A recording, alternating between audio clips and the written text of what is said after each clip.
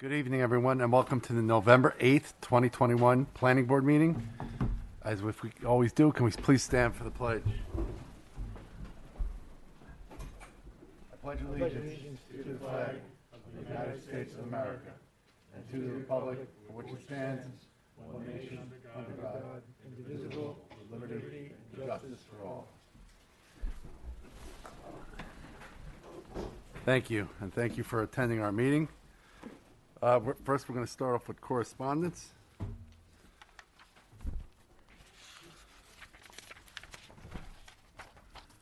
Robin, I think something's wrong. There's a lot of things wrong with the file. The 2022 Planning Board meeting calendar? Not a little early? I can't believe it. Oh, it came out too early? That's the problem? 2022? Something's wrong. Yes. Right around the corner. It's crazy. Anybody have any comments, concerns about the Nope. correspondence? All right, then we're going to move on to the meeting minutes of October 18th, 2021. I was not in attendance. Does anybody have any comments and concerns? Actually, no comments, no. On my end. All good. Oh, again. I'll move the minutes. Second? All those in favor? Aye. Aye. I was not here. Thank you very much. Okay, we're going to open up the regular portion of our meeting. First on the agenda, we got the Fusco Minor Subdivision. This is a request for our first 90-day time extension.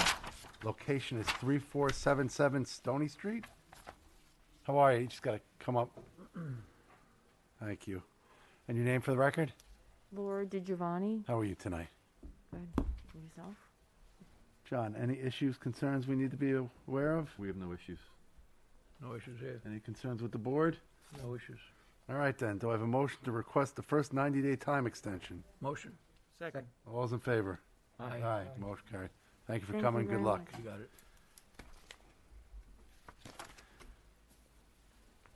Okay. Next, we have Strawberry Road Solar, CDG Solar Project. This is a public informational hearing. It's on Route 6 and 1645 Strawberry Road. Do I have a motion to open the public informational hearing? Motion? Second? All those in favor? Aye. And there is no one here. They might be in the hall. Thanks, Joe.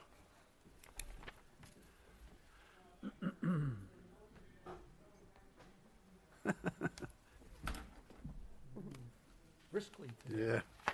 You Oh, you thank won you this, for right? You won. covering. That's the one on, Work is Minor, getting right? so crazy. Yeah, of course. Yeah. I almost got lost. Well, I swear to I God. did on the way down.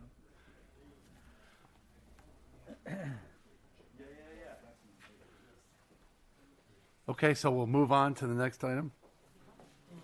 Oh, there's no joking. How are you?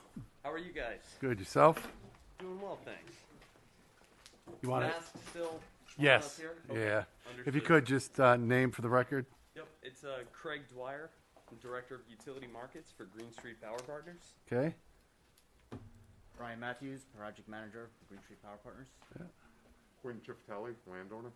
Okay. You guys are on. Perfect. Well, we're here tonight for the informational hearing for the Strawberry Step up. Road. Oh, you got to talk into the mic. Sorry. Sorry, guys. It's all right. Again, Craig Dwyer with Green Street Power Partners.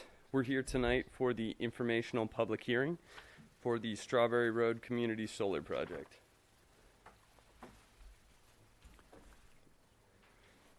We just, we can blow that up full screen or whatever's easier for you guys. That is full screen.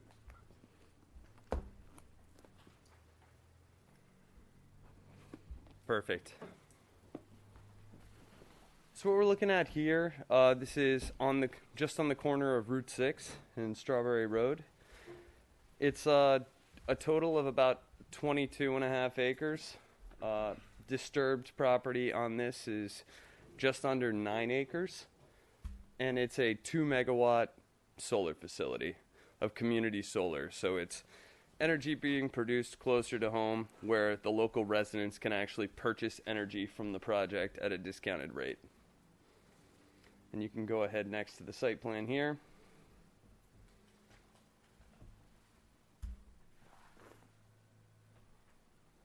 If you just want to zoom in, that'd be great. So what you can see here, we have our access road coming off of Route 6. And we have a couple turnaround points for the fire department in here for Westchester Fire Code. And total, I think we have 171 tables, correct, Brian? Of 450 watt modules. The total array area will be fenced in with, per the recommendations of the environmental consultant from Barton LaJudas that we met with out on site. They've recommended a viburnum species of shrub on the northern and southern side of the array to shield. We originally had the little green giants, which were the species that we had selected. Just an evergreen species, grows 3 to 4 feet per year, but unfortunately it turns out that the deer in this area are very interested in that species of tree. So they've recommended the viburnum, which grows to be about 6 to 8 feet tall and pretty dense coverage. So that's what we're going to use for a vegetative buffer on the northern and southern side of the projects. And if you continue, you can see on the next slide an aerial view of the project.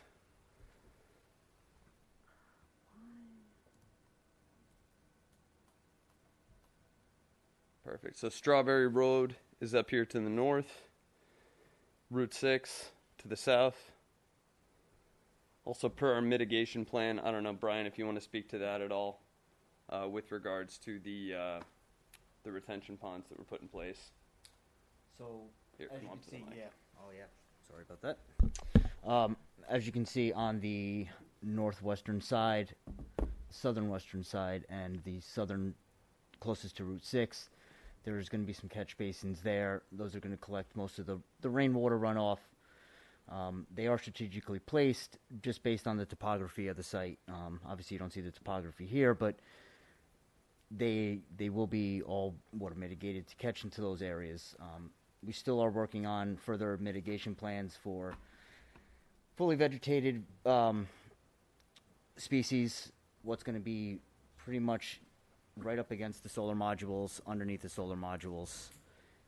And so from this point, that's about as far as we've gotten.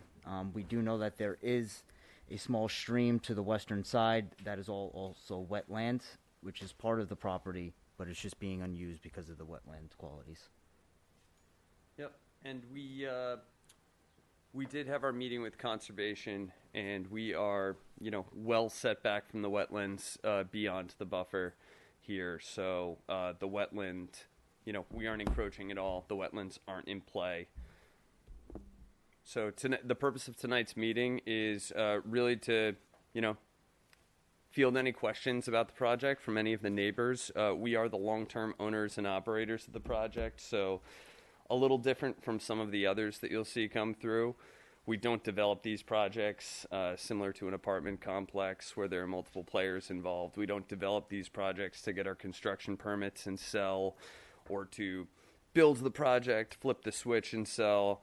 We actually are the long-term owner-operator of the project as well as the developer, and we take a lot of pride in that. So the same way that, we've gotten to know some of our neighbors in this case, we do this in all the communities we develop in, and, really do want to have a good relationship with not only the neighbors, but the communities that we develop in. So we look forward to any questions from the board and any project neighbors, abutters that would like to ask. So I know we conducted a site visit there. Yep. Some weeks ago. You're right. And you could see the property has been left to find its own way for some time. I think there's a very old building that looked like if the wind blew on it the wrong way, it was going to come down. There was an old roadway. And I think as we walked, you said you had actually reached out to the abutting property owners. You somehow reached out to them to tell them about the project? We were actually we were fortunate enough to get to meet Joe at our first meeting because he had the wherewithal to actually track what was going on in his neighborhood and be involved in public process, which we appreciate, right? Able to hear some of that feedback early on, which has helped tailor our design and keep ample setbacks on the northern side and be able to have them weigh in on vegetative buffer, which we think is important. So we were actually able to have some of those conversations right here at the town hall prior to our first meeting, and talk through some concerns and have conversations as we feel neighbors and project developers like us should before we get in front of the board. So Great. And do you want to talk about how the property slopes? I know you're talking about drainage. Sure. Please. So everything, if you look at this, the wetlands are down to the southwest corridor, right? There's a rock wall, and then everything beyond the rock wall is pretty much wet. So this is light southern-facing slope, which bodes very well for solar production in terms of planting, solar panels that are trying to catch the sun going east to west across the sky. But all that drainage is generally going to come down to the southwest and to the south of the site. So that's why Tectonic has put those retention ponds, those basins in place in those areas for what they feel is going to best mitigate that increased velocity of the water coming off the panels, as opposed to just, what would be there for standard drainage with the roots and everything like that. And so, like the residents on the upper side of the property, Yep. they're going to be up looking down on this. So they're going to be, they'll be looking at the backs and the modules. Brian, what is the distance from the property line on the northern side of the array? So we were 100 feet to the tree clearing line off the backs of the properties. Solar modules, as you can see, as you go further west, it gets a little bit closer to the tree clearing. But to the east, you're about 200 feet. So from the solar panels to the nearest property line is 200 feet. On the eastern east side, side. on the northeast side. If you see that. Yeah, as you go west, you could see obviously that slope gets a little bit. So what's the distance from the closest residence to the panels? We did it to the property line itself. It's 100 feet. Okay. And the buffer that you're leaving in there, what's the length of that's that? Just around 100 feet as well. As You you can could- see, that last top row of modules up in the east, on the western side, northwest corner, Right. that is, we're about 15 feet off of the tree clearing and fence line. Tree clearing and fence line, but 100 feet off the property line Right. So at that point. And we are going to have, sorry to interrupt. no. No, so we're going to have a slatted fence as well as the viburnum shrub, which is going to be on the opposite side of the fence. Not usually what we do, but since we have more property here than we do for design area, we're actually going to do the shrubs on the outside of the fence so that the residents aren't looking at a slatted fence, right? And when you say a slatted fence, A chain link fence. all right. So you're going to put. Okay. So that we'll talk about. But you're leaving 100-foot buffer to the neighbors. That's correct. And what kind of traffic do you anticipate at a site like this, if and when it's built out? So, fortunately with solar, we prepay for our fuel costs in year zero, right? So when we invest in owning and operating a project like this, it takes into account, all operations and maintenance costs, the equipment costs, but fortunately our fuel is free from there out. So typically we're going to see, probably semi-annual maintenance, really just checking the inverters, cleaning the inverters, routine diagnostics should there be any troubleshooting. So you shouldn't see a pickup truck out there for more than 2 to 3 times a year for array-related activities. And then we're going to, work to secure, a local landscaping contract to keep the grass below the eave of the panels. And so you can probably look at that quarterly of mowing the grass beneath the panels to make sure that we keep everything, in good shape. Was that discussed at the Conservation Board at all? What was going to be under the panels? We didn't go into detail. We did talk about,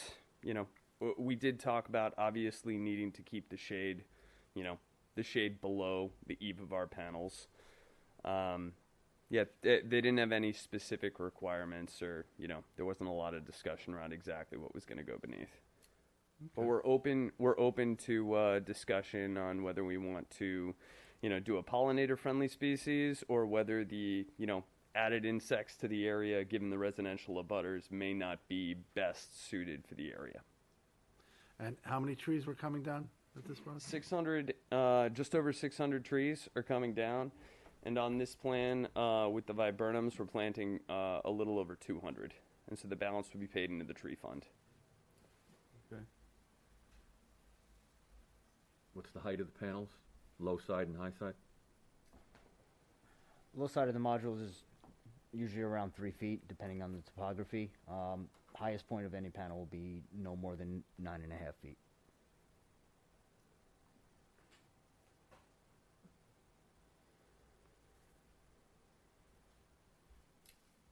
Any other questions from the board before we open it up? Yeah, I have one. Besides that drawing, do you have another kind of site plan that you could show us? Yeah, absolutely. Whoever's driving here, if you just want to maybe do a slow scroll through to show some other vantage points of the project. Yeah, so that's, if you're looking at the array facing west, if you were able to, pull a drone up off of Route 6, right? That's what you would see.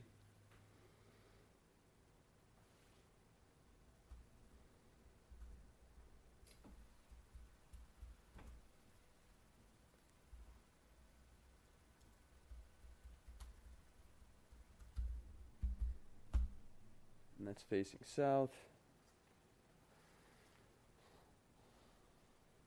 What is the material of the roadway? Excuse me? What is the material of the roadway? So that is actually, we have not even reached that point. Okay.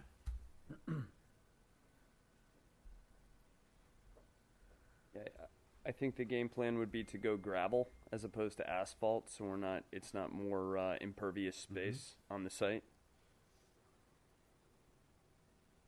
And so that's the actual view. Pardon our 3D rendering. You can see from the actual footage on Route 6, if you go back a slide or two. You can, one more, where you can see the actual street view. Perfect, right there. Yeah, so it is some very dense foliage coming off of Route 6 there as you're headed southwest on Route 6, and you'd be approaching the project entrance on your right. So take the rendering on the south side with a grain of salt. There are some pretty dense trees there. But what you'll see is as you come in that entrance, our barn gate is actually going to start all the way up, but the entire array is fenced in all the way around the corner there. That looks a lot more of a gentle slope than I recall when we were out there. It is. So in order to meet the fire code requirements, we can't have any more than a 10-degree slope for fire access, so that will be graded down from what you actually walk to the site to what's going to be actually built. For a roadway. Did you file a conceptual site plan as well as these pictures? We did. The conceptual site plan is on slide 2. That doesn't look quite. Can you blow that up a little bit so we can see that?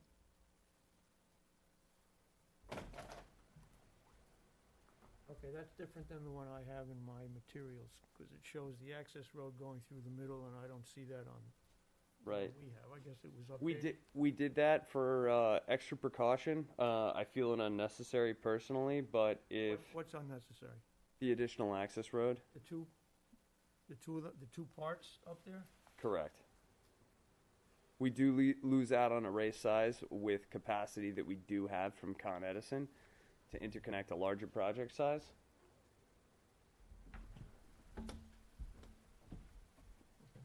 But we tried to stay conservative in our approach and make sure that we did have 2 points of turnaround in here. You know what the grade is of the access road? The entire axis, You any don't given have a point of that profile? access road will never be more than a 10-degree slope. Okay. Yeah, I know our panels can take up to a 20-degree grade, but the access roads can't go more than a 10-degree slope. As a community solar project, is there a limit to the number of residents that can subscribe to this program? Sure. So they're going to be, after the project is fully subscribed, this project will take, a couple hundred residents, probably to the tune of 350 to 400 residents that can subscribe.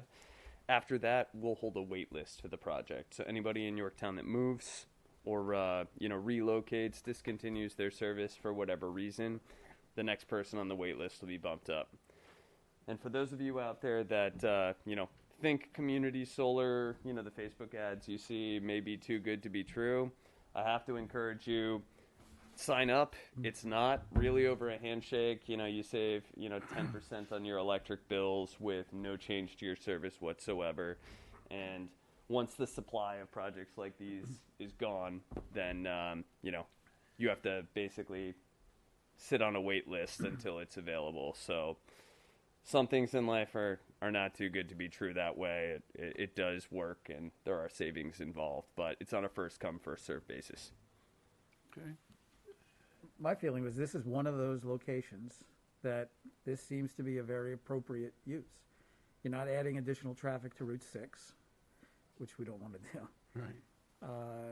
As so long as the visual impact on the neighboring properties is addressed, which I think they've done a great job doing, this seems to be a great spot for it.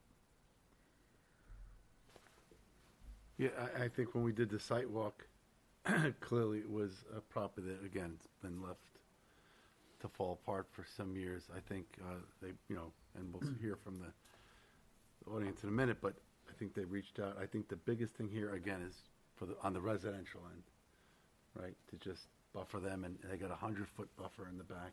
Yeah. We'll look at that in greater detail as we move forward. Obviously, this is just a first flush to get all the surrounding property owners aware of what's going on, so no one's blindsided by this. So at this One point, other thing, Rich, I would Yep, say is please. that, and this is not by any means the applicant's concern, but that structure that's on that property, yeah, that was a pretty iconic Yorktown, building in its Yeah. day. And it was just left there to literally rot. I mean, there's nothing left of it. Yeah. It really was All just. over The roof is ceiling caved fell in. right through the thing. I mean, it's amazing when nature takes over, Right. right? It just claims it for its own. It was like a scary movie. Yeah. Exactly. It was definitely odd being out there. So at this point, we'll open it up to the audience. Does anybody want to come up and speak or have any questions to the matter? Please. Just your name and address for the record, sir. Thank you. How are you tonight? Good. How are you, sir? Good, good. My name is Mike Bemis. I'm on an immediately adjacent property, 1657 Strawberry Road. My question is, what impact, if any, will this project have on the immediately adjacent neighbors, such as sound from a cooling system, pumps, fans, lights at night, or anything else that might impact quality of life at the adjacent properties? That's number one. Number Okay. two, is this slideshow available somewhere where we can see it? Besides, We'd be happy to make it available. okay. Yep. And all records are also kept at the planning department office. Okay. So, if you ever have any questions, they're 9 to 5, 5 days a week. I understand you're going to have additional hearings. This Is is, that- yeah, so this is just the public informational. Okay. This is unique to Yorktown. I think it was started many years ago because, we have a process after this where we really start to dig into the weeds of the project and dig into the details. And this kind of lets people know that it's coming so that if you wanted to come to a work session, although the audience can't speak at a work session, you'll hear what's going on. You can get us any questions you have. You can email, get on the record of any issues you might have. But your first questions were excellent. And this is for that, so that the applicant will have to answer, and if there's any issues, they get flushed out. Okay, sure. Is this your home here? So it's one with a detached two-car garage. Detached two-car garage, right there, right? Gotcha. Okay. I'm just trying to get a sense here. So is that near the property's? There you go. Is that near the property's frontage? On yeah, which lot would it be there?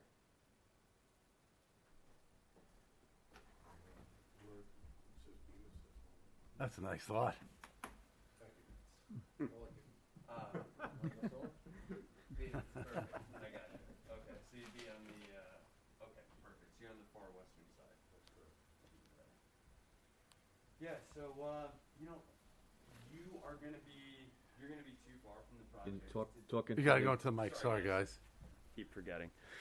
So you know, the inverters are the only piece of this that makes any noise, and they're going to be likened to a ground-mounted transformer that you're going to find in a residential neighborhood, and those are going to be located, if you see here, all the way on the southern side of the project.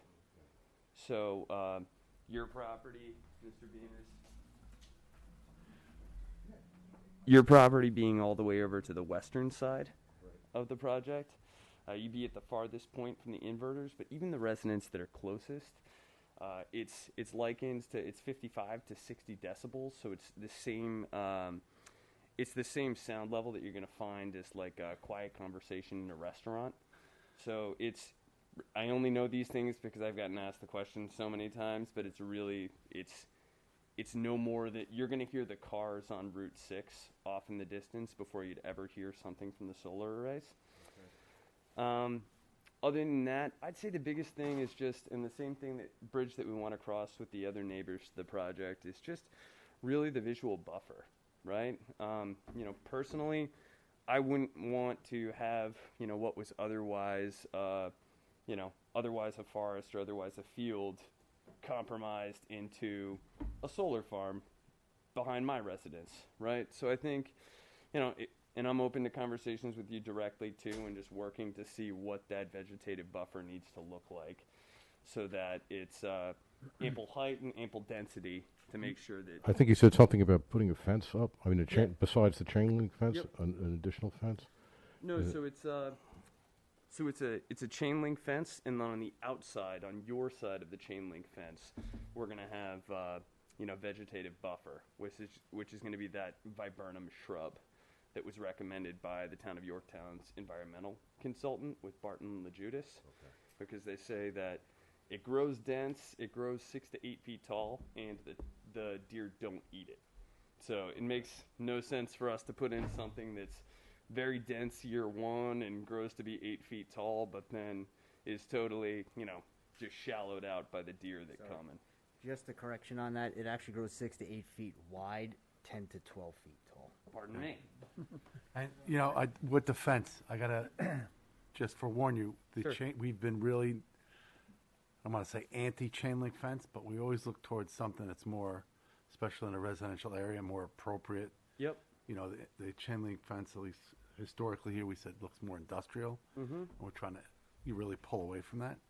Even though there will be landscaping behind it, Yep. it's something, that, especially with the area with those homes behind it, that we'll talk about as we move forward. No, we can talk about that for sure. My biggest thing is just safety. Understood. Right? Trying to keep folks out that don't belong in there and may not know enough not to be in there. So long as we can achieve the two, I think I'd be comfortable. But I can understand. Yeah, where you're we've done coming it before. I'm sure we'll do it again. from. Okay. We'll work it out. Yep.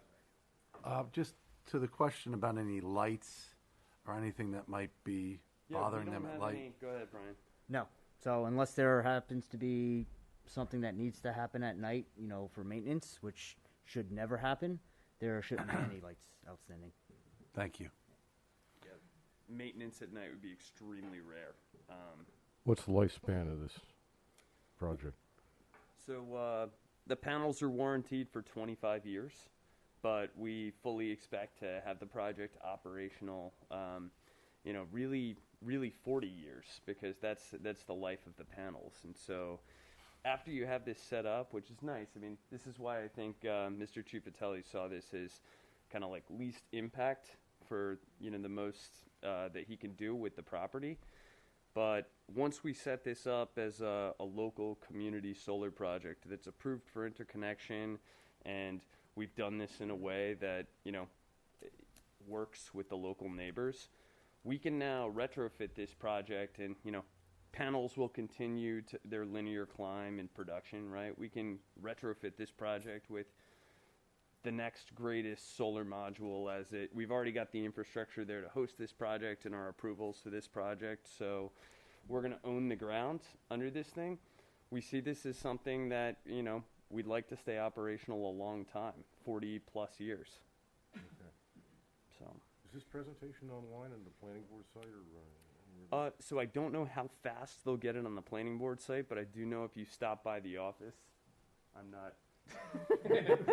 not throwing any stones. But I do know if you stop by the office, they can make it available, or we'd be happy to email it to you too. Okay. So, I guess that's all I wanted to ask. what's that? That's it. Oh, perfect. I appreciate it. Thank you. Thank you very much.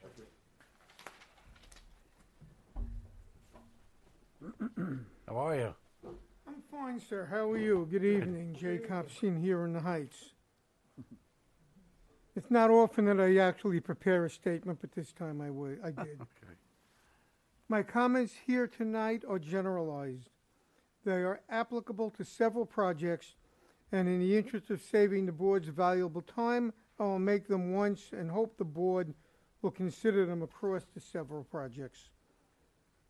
When you enter a rural or exurban community, you often hear comments about beautiful farms, farm animals, parks, forests, lakes, green spaces, schools, and even properly designed and landscaped homes.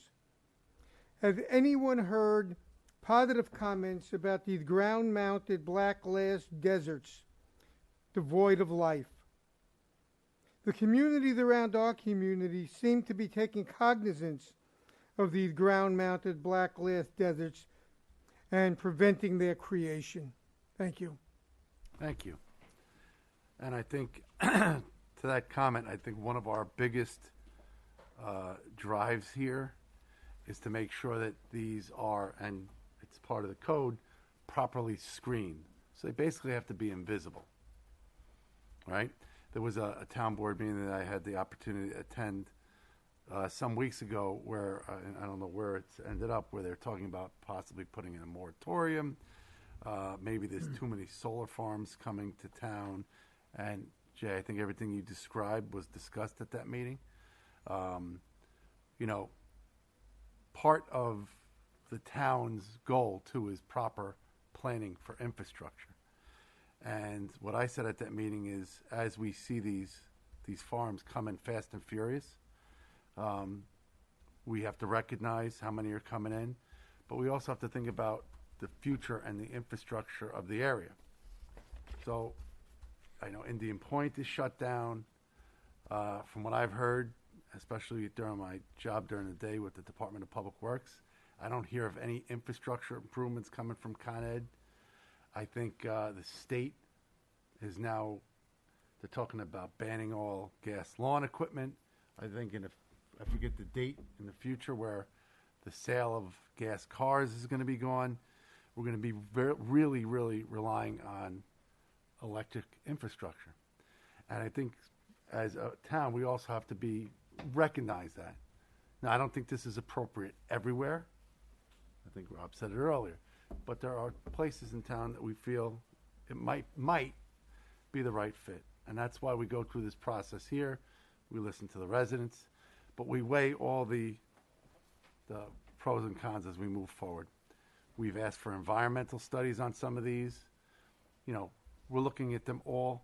Again, like I always say, each property is like a fingerprint. They're all different. So appreciate your comments. We understand where you're coming from. But any application that comes in, we have to review on its merits. That being said, go ahead. May I speak specific to this Please, property? just if you could, your name for the record. Quinn again. Chifatelli. Thank you. So about 24 months ago, there was a little bit of a regime change in the ownership of the property. Yeah. Now I'm kind of leading the spot here. That's why you're starting to see a little bit of activity off of this. Yep.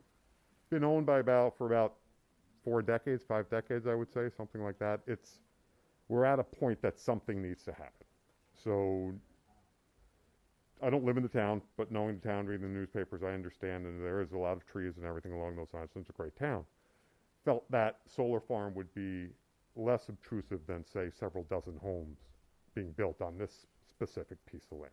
Yep. So not speaking to solar in general, but just this piece of land.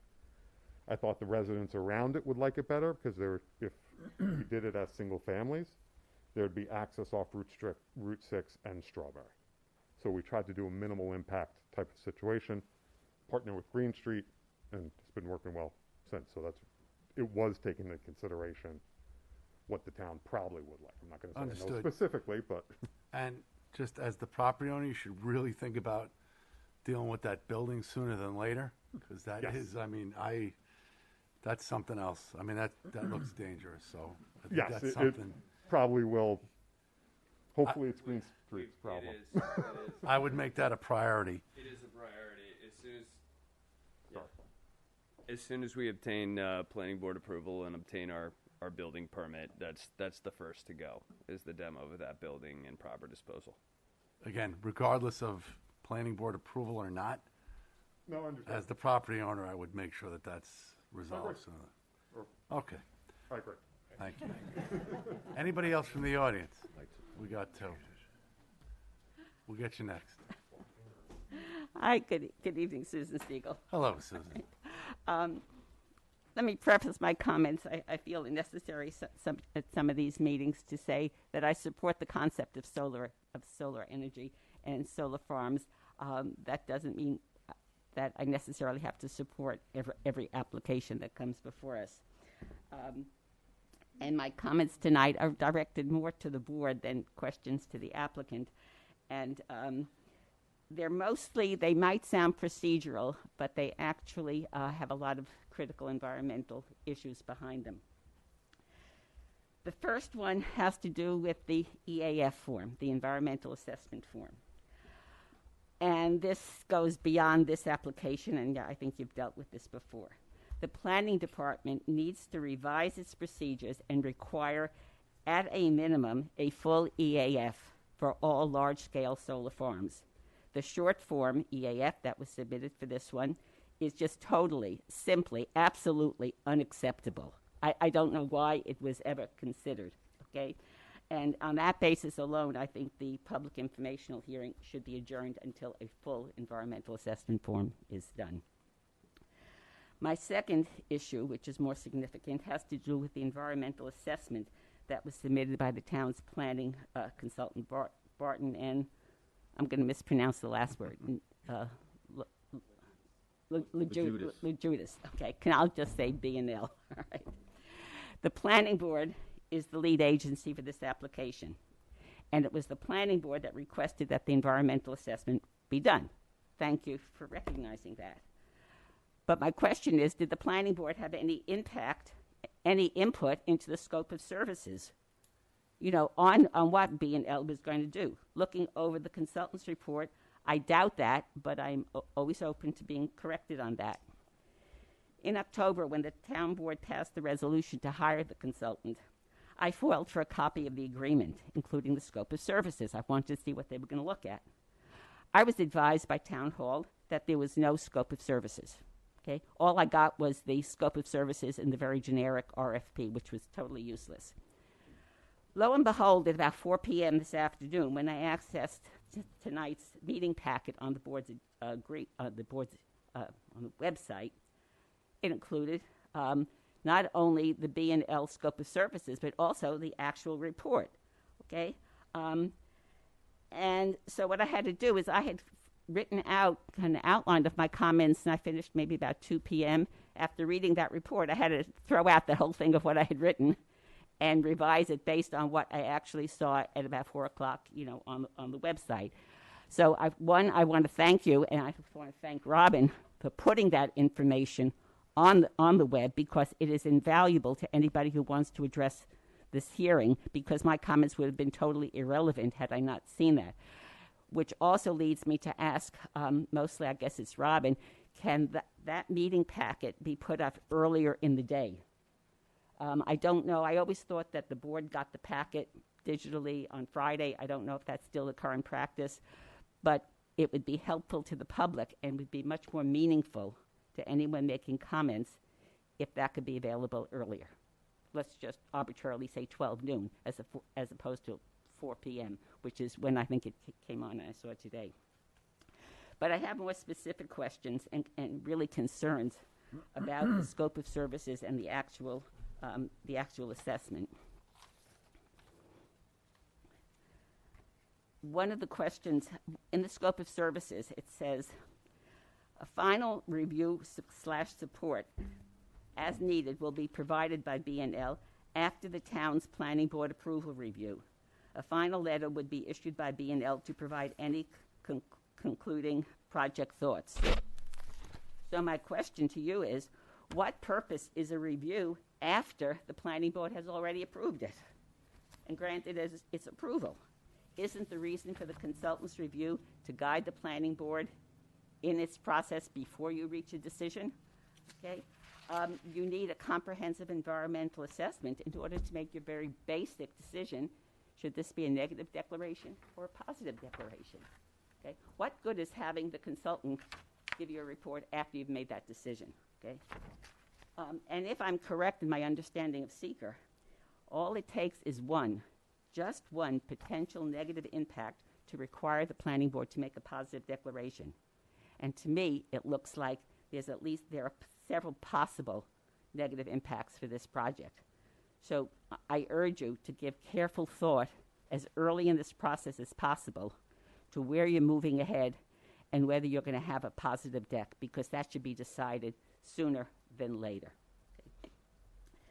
Judging by the scope of services, it also looks like what the consultant was going to review was really a review of documents already submitted by the applicant. For example, the comment, the concept plan does not match the site plan, or the applicant hasn't submitted a noise or a glare study, or the consultant raised questions about the labeling of contours on the plan. These are issues you don't need to hire an environmental consultant to review. We have an engineering staff and we have a planning staff that reviews, I would say, 3/4 of the issues that the environmental consultant raised in his report. Okay, why did we have to pay for that? Some specifics. One of the issues that the environmental consultant discussed was the project's impact on habitat, clearly an important environmental issue. But all the consultant said, and I think he charged somewhere between $5,000 or $6,000 to do his report, was that there were inconsistencies between the EAF and an attachment relative to, there were 2 species, one was threatened and one was endangered. He didn't evaluate the project's impact on the habitat or on the ecology. All he said was, there's an inconsistency. Would you please clarify that? What's the value of that comment? Okay.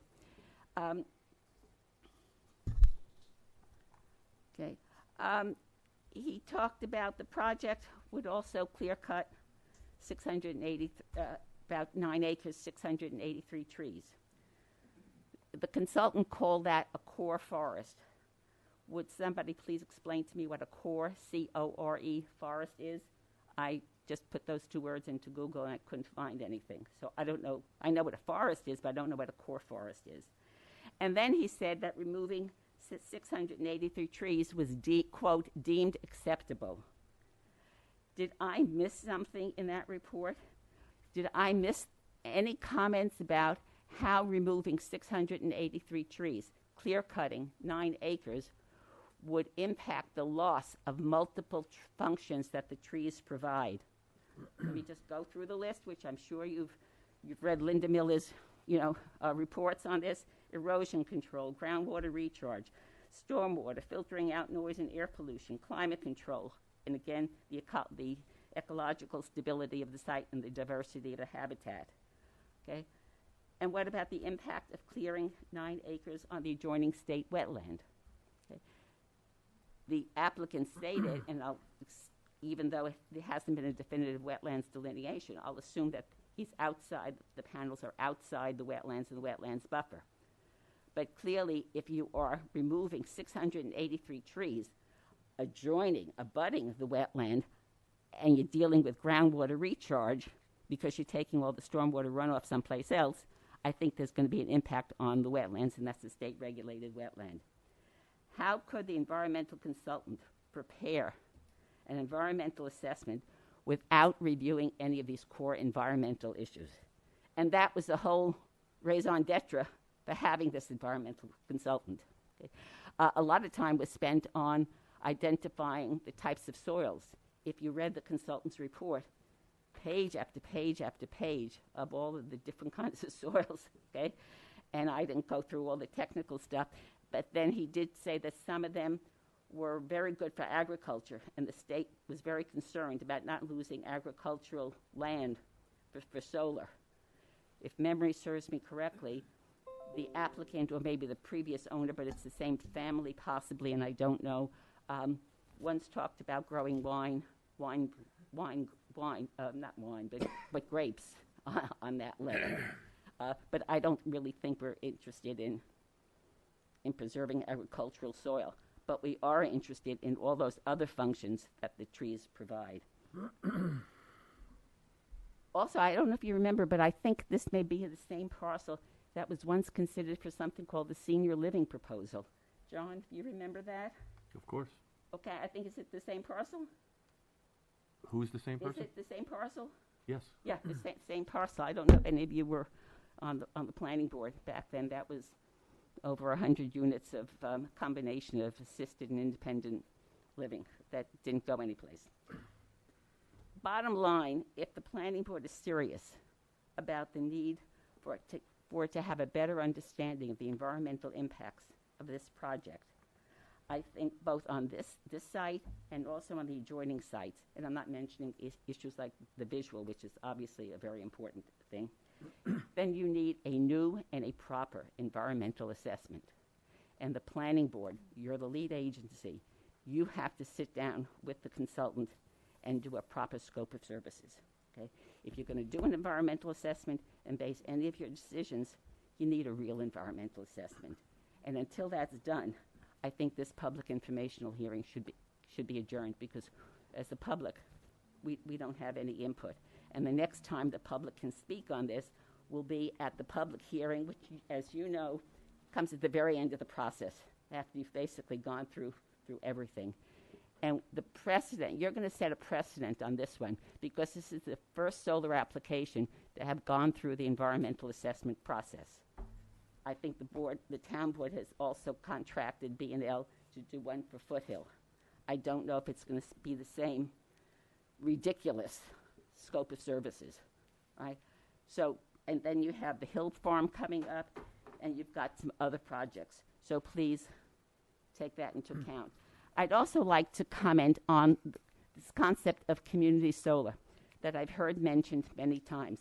Community solar is a very, very good and very positive aspect for the residents of Yorktown in a way to save money on their electric bill. But I could sign up today for a solar project in Mamaroneck, in Cortland, in upstate New York, in any other place. And if I go to, I think it's the Sustainable Westchester, I'm not sure of the exact name of the website, there's a whole list, and I could sign up for any of them. Whether this project is built in Yorktown or not has no bearing on my ability to save money on my electric bill. And I hope that point is clarified at future meetings. I can save the money if I sign up someplace else, and I don't need this project to save money on my electric bill. Thank you. Thank you. Rich, can I make an observation? By all means. We don't have time limits on our comments. We don't. Yes, we should. But out of respect, we're on the second item of an 11-item agenda, and out of respect of the large crowd we have here tonight, I really need to contain our comments a bit. I understand that, but I think that my comments affect many of the other proposals, because in effect they are generic. They are generic comments. Talking about a particular project. No, my comments are generic. When that is B&L is doing an environmental assessment for Foothill. And I'd hate to have to get up here and say the very same things if they do the same scope of services, which is really not an environmental assessment. With all due respect, this is the first time out of the box with this consultant, right? Yep. So the town board, in their ultimate wisdom, hired traffic consultants and environmental consultants that we're able to now use to the benefit of the residents of this town. And by the way, we don't pay for it. The I know. applicant Yeah, pays for it. I didn't have to raise that issue. Understood. So we're working through this. And like you said, we have certified planners on staff. We have licensed professional engineers. We've got fire people look at this. We now have environmental consultants, traffic consultants. So with all due respect to the comments, I could assure you that everybody on this board, and certainly the town professionals, are going to do their best to make sure that this is the right project. We don't whitewash things. We don't jam things through. You know, this could be a senior complex. It could be housing. It could be a multitude of things. So we take each project as it comes in. We appreciate your comments. We appreciate your thoroughness in looking at this. And thank you. Thank you. And I'm not criticizing the work of our engineering or our planning department or also you. What I'm criticizing is the content of the environmental assessment we hear and the fact that there was no significant environmental We hear you loud and assessment of clear. it. Thank you. Thank you. Anybody else from the audience? Come on up. Oh, we had a person in the back first. And there was someone, I think, on the other side, too, that was looking. They left? They might have moved. Okay. I can't see the, gentlemen, why don't you stand If you guys could sit down until we... Sit on the side. so Thank can you. See the, I ordinance. live Thank you. on Strawberry Road, Okay. and I live directly You across gotta, the street. You got to just say your name into the Oh, mic, please. Bernadette Ocampus, and I live at 1646 Strawberry Road. Can you back to that other map, Robin? So I'm at the opening of. Which one are you? So I'm on the corner of Eleanor and Strawberry, directly across the street from the property. Where it says Rafferty? Can't see it. Oh, campus? No, it's Perone. Perone. Oh, That's it. it, Perone, right there. Okay. Yeah, we got you. I'm concerned about how this power is being transmitted from my health.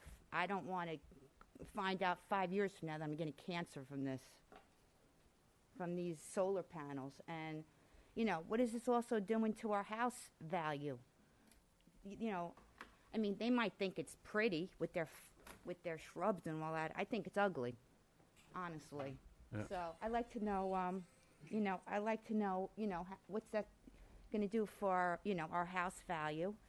And also, there's a very bad congestion problem in that street. I'm sure you're aware of that for many years. And accidents galore. I don't know how many times people hit my rock wall fence outside. And also, I have a water problem.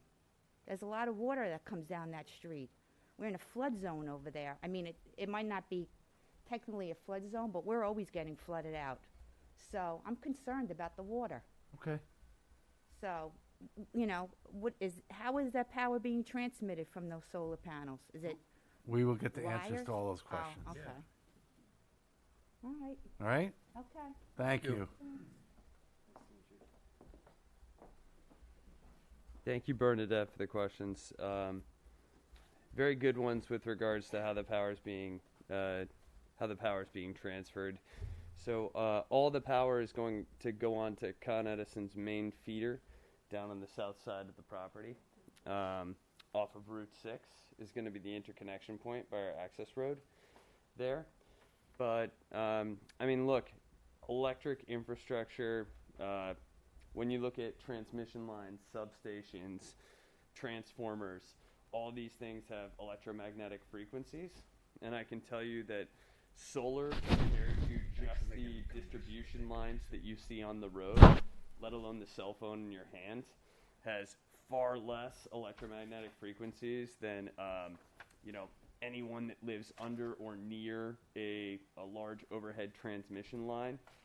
So EMF is extremely low off of these systems compared to really what you're going to see from any of the existing distribution infrastructure on the road already. So Can't have a conversation. You gotta have come up. to the board, to the podium. I can help it. The question was, is it wired or is it microwave? And the answer is it's direct wired. So there's nothing wireless about it that's being transmitted. It's going directly wired back to Con Edison's 13 kV infrastructure on the road down there off Route 6. With regards to home value, you know, it's always a question of where we site these projects. And I think that, you know, the board put it well, you have to consider each location of one of these projects. Each property is its own fingerprint, right? It's got different characteristics, and, you know, no two can be approached in the same way.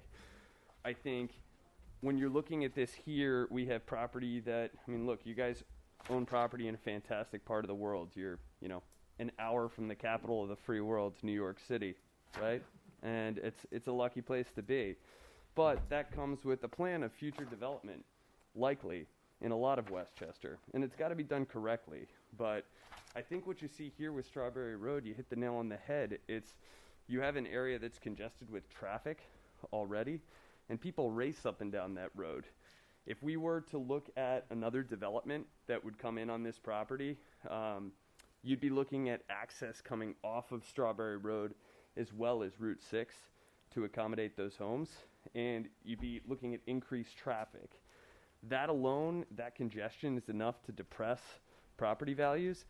I think that if we can, you know, really hide this community solar garden back there in a way, you know, appropriately with vegetative screening where you don't have to see it, and there is no access off that northern Strawberry Road, I think that you're in a better position than having a ton of traffic and a housing development come into this area.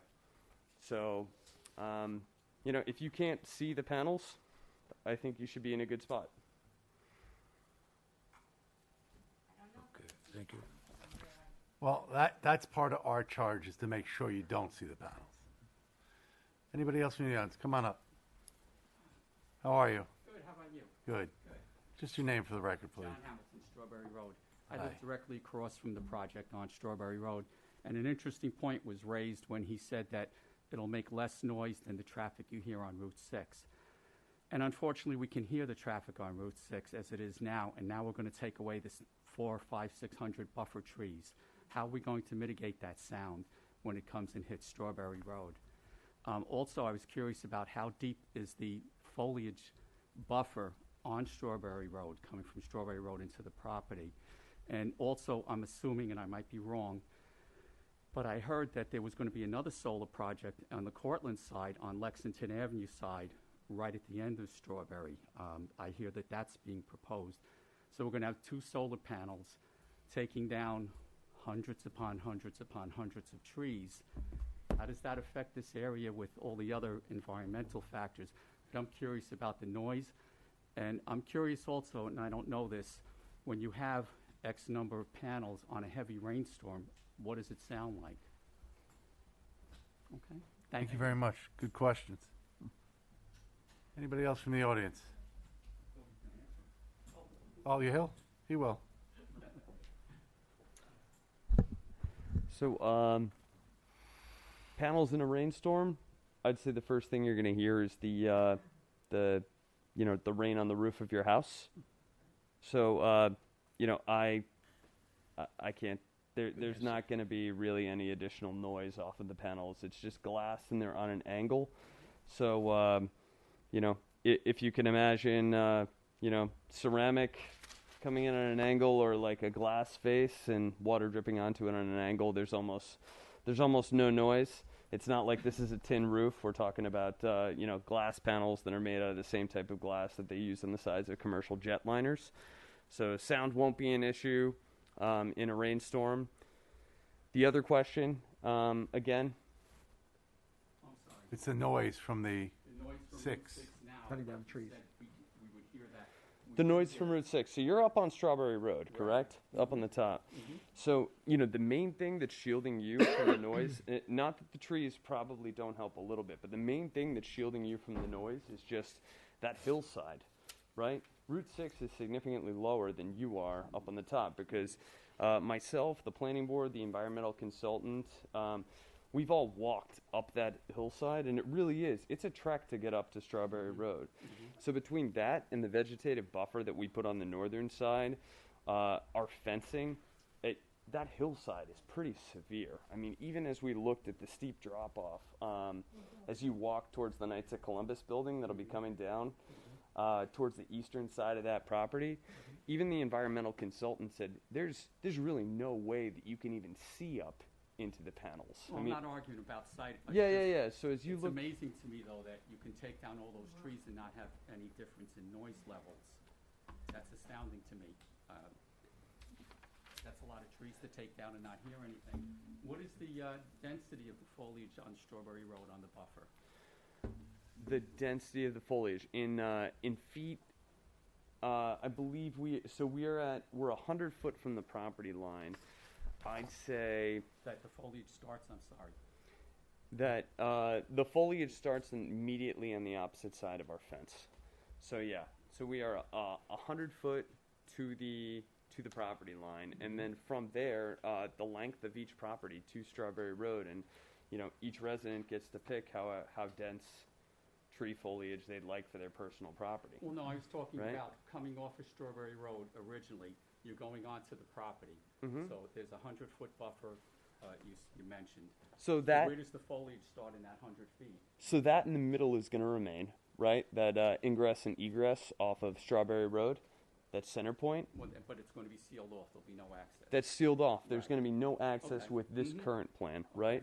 And same on the western side. Mhm. That's going to remain also complete foliage. So anything on the northern side of the fence here, again, there's no shading on the northern side to these panels. So it's not like we need to prune, trim, anything like that.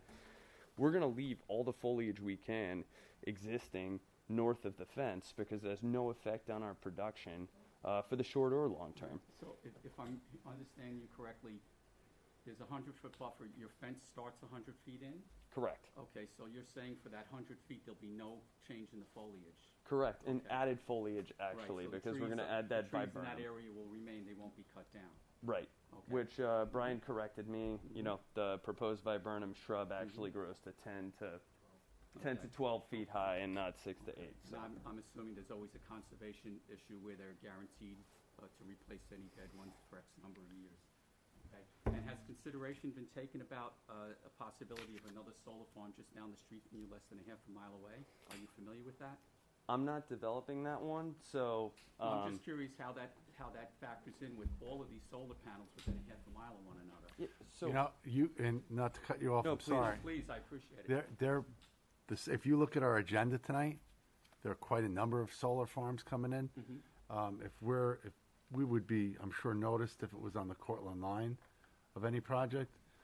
But you know what? That would be an interesting. There's a sign there now. All right, that would be an interesting exercise to see, if we can get a map and kind of highlight where all these projects are proposed. Because they're scattered throughout town. We got a lot of farms coming in, projects like this. We've had some smaller things. Right, but nothing within a half mile of one another. I can't answer your question what's going on in Cortland right now, but I'm- we'll find I'm out. stating that if it's within a half a mile, I hope you take that into consideration. Well, we'll certainly look at that. Great. Okay, thank you. Thank you. Great question. Thank you. If I may ask one question, it's a short one. Sure. Just your name again for the record. Jay Copstein. On the short EAF, question 18, does the proposed action include construction or other activities that will result in the impoundment of water? If the checkbox says no, I believe the site plan showed 2 retention ponds. So that would make it an error if I'm reading it correctly. Okay, thank you. Thank you. Anybody else from the audience? How are you? Very good. How you doing? Good. Yeah, my name is Joe DiMaria. I live on Strawberry, 1603. Right next to the easement that shows going through Strawberry there. You can see my name, DiMaria. There you go. Couple of things. They're saying the foliage is going to be, they said a little taller now, maybe 10 to 12 feet. Is that an evergreen that stays green year round? It's not like it drops leaves and then you're going to stare at the fence in the winter? So it's a viburnum. So they are evergreens. They do bloom in the summer, so they actually are a lot thicker in the summer, but they do keep most of their foliage during the wintertime. So they will be a year-round. So we're not gonna see this fence. No. Well, I still like to say, I've been there for over 35 years, and there's been tons of, you guys must know, all kinds of developments looking to get approved back there. And I think they're trying to do the right thing. I mean, I'd love to see it stay the way it is forever, but that's not going to happen. As far as the impact with the traffic, this is solving a problem. That's been the main problem of all the developments looking to be done there. Strawberry is a very dangerous road, as we all know. Route 6 is busy enough. So, I mean, I'm kind of happy what they're doing. I like to see what they're proposing. Just a couple things that I would like personally is this is my property, right? Where it says wall, typical, I guess. That next to the easement. Yep. Okay. That's the closest to the. Mister, you just got to talk into the. Sorry. So that's basically, my property is the closest to where the panels would be. Is there any way they can cut back on the panel right along that one so it'd be like the same distance towards the right? Do you understand what I'm saying? But just cut back. I get it. Just cut back maybe 3 panels there, so it's not right on top of mine, like basically like where the rest of the things are. Maybe An equal setback. I see. what something you're like that. I would appreciate that. Also, I mean, I don't know how tall is that fence proposed to be? Because our houses are up high, like you say, Yep. grades up, and our house is a little higher. My dining room is Yep. another 10 feet off the ground. I look out my dining room window. I don't want to look over this wall and see panels. So that's an issue of mine, of make sure things are tall enough there to block the view. Yep. Another thing is safety for children in the area. There's a lot of children moving in on that block. If they get past this fence, they're going to get electrocuted? Or, I mean, what is the safety factor with that? You know, something to address. Let's see. There's one other thing. That property's been abandoned basically for years and years and years. All the residents along Strawberry know there's trees constantly falling into our yards from that property that we've been maintaining and paying, tree people for years and years and years. Like I said, I have the easement there. There's dead trees on that easement. I've been, cleaning up and cutting for years. Is that something that this property owner should be maintaining for us in the future? The way it works with trees on a private property is if it falls past your property line, it's your responsibility. What I could assure you is, just like you said, you don't want to look at it. I wouldn't want to look at it. I think he said he wouldn't want to look at it. So just like other projects, when they go in there, we will be very detailed in our request to make sure, if this proceeds forward, that area is cleaned up of dead material, vines, so the trees aren't choked out. In addition to the planting they're going to be doing, and this fence, we want to make sure that there's no visual impact to you at your residence. And that's, I think, one of the biggest charges in that code is that exact fact. Mm-hmm. And one other thing is, if this gets approved and they start cutting all these trees down, is there a time they could work? Days, nights, what kind of noise? There's a noise Trucks ordinance in gonna be town, bringing yeah. in and out of that. What is, I mean, they have to do what they have to do, but it could be monitored that they keep it to a minimum as far as Yeah. hours and what have you. That can get looked at closer by the board, but there is an ordinance. Okay, great. So, no, like I say, I'm happy with their proposal. I love to see it vacant forever, but I think, it's a good thing. It's eliminating traffic, which was the main concern for years and years, so that's what Thank you. Thank you, sir. Thank you. Anybody else from the audience?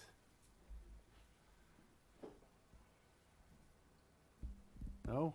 Motion to close? Any comments from the board? None here? Not at this Jim? time.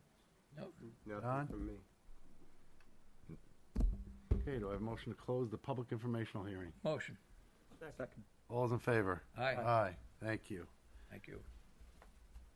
I was excited when I heard that you were going to turn it into a vineyard, but I think that would go through real quick, right? I think so. I think there were other things too, like a hotel or conference center. Let's stick with the vineyard. Actually, it's good when you drink the wine, you can stay at the Hey. hotel. Time has passed. Okay. Got the best grapes, Thank you. Thank you, guys. Have a good night. Next on the agenda, we have the Arcadia Farm Solar Farm. This is an adjourned public hearing. Location is 1300 Baptist Church Road. EAF issue again. Don't worry. Hello, everyone. How are you? Doing well. How are you? Good. So where did we leave off? I will try to keep this brief because I know it's already late. So a few things.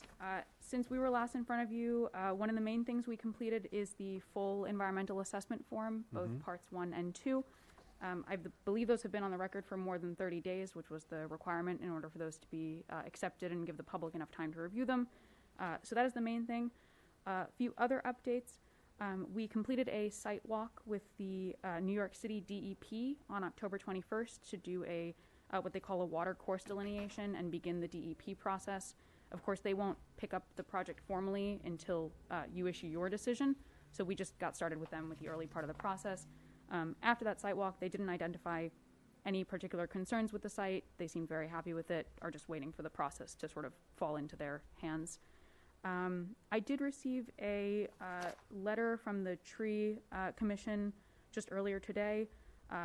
The only comment that I don't believe we've addressed is they asked us to provide a greater variety in the shrubs that we are planting to avoid a monoculture. That is an easy comment for us to address. We'll be happy to do that in our landscaping plan. And I did want to provide a paper copy of a letter to the board regarding our tree removal and mitigation plan. We had discussed this the last time we were here, but I did want to put it in writing. As we had mentioned previously, we are removing a maximum of 87 trees. We will be planting 20 trees and 44 shrubs, which, as I mentioned, will be of a greater variety than what's listed here. But despite that, we are also offering to pay $100 for each tree removed. So that's $8,700 total into the tree bank fund, just to be sure that we're doing a complete comprehensive mitigation plan in addition to the plantings. So I'm not sure, Robin, should I leave this with you? Perfect.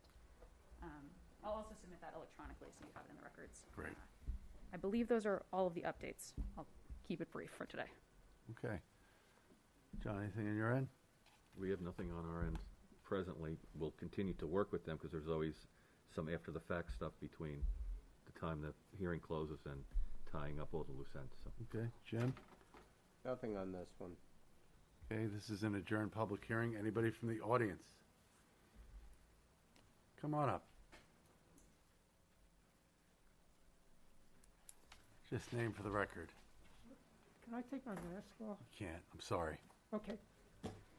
You'll have to try to figure out what I'm saying. We'll read your lips. Yes, thank you. Paul Moskowitz, Hunter Brook Road. And I'm speaking on behalf of the Huntersville Association.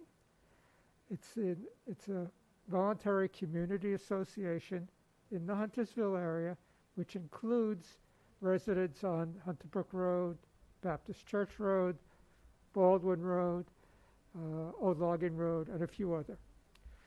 So we have about 160 members on our Facebook page. So we were invited by I mean the directors of the association were invited to tour the property by Ms. Peckham. And what we observed was that most of the area to be occupied by the solar panels had already been cleared. There are some trees, I heard that mentioned, but they represent a minority part of the property. As far as installing a solar farm, this is the right place to do it. Very little tree loss, using a already cleared land, which was prioritized in the solar law. The town says the town will prioritize, and it gives a few examples. The first example is land that's already been cleared. So that was good.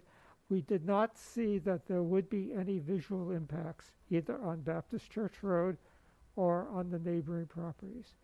So in general, we support solar farms. This one is a good place to put it. By the way, of course, it slopes down to the south. So it's oriented properly for a solar farm, and it will help to maintain the existence of the Arcadia farm, which we all love. Although I'm waiting for my horse ride. Haven't gotten that.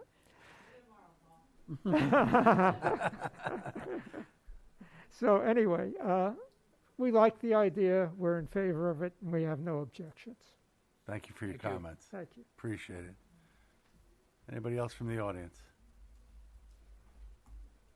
That was quick. Okay, you can close.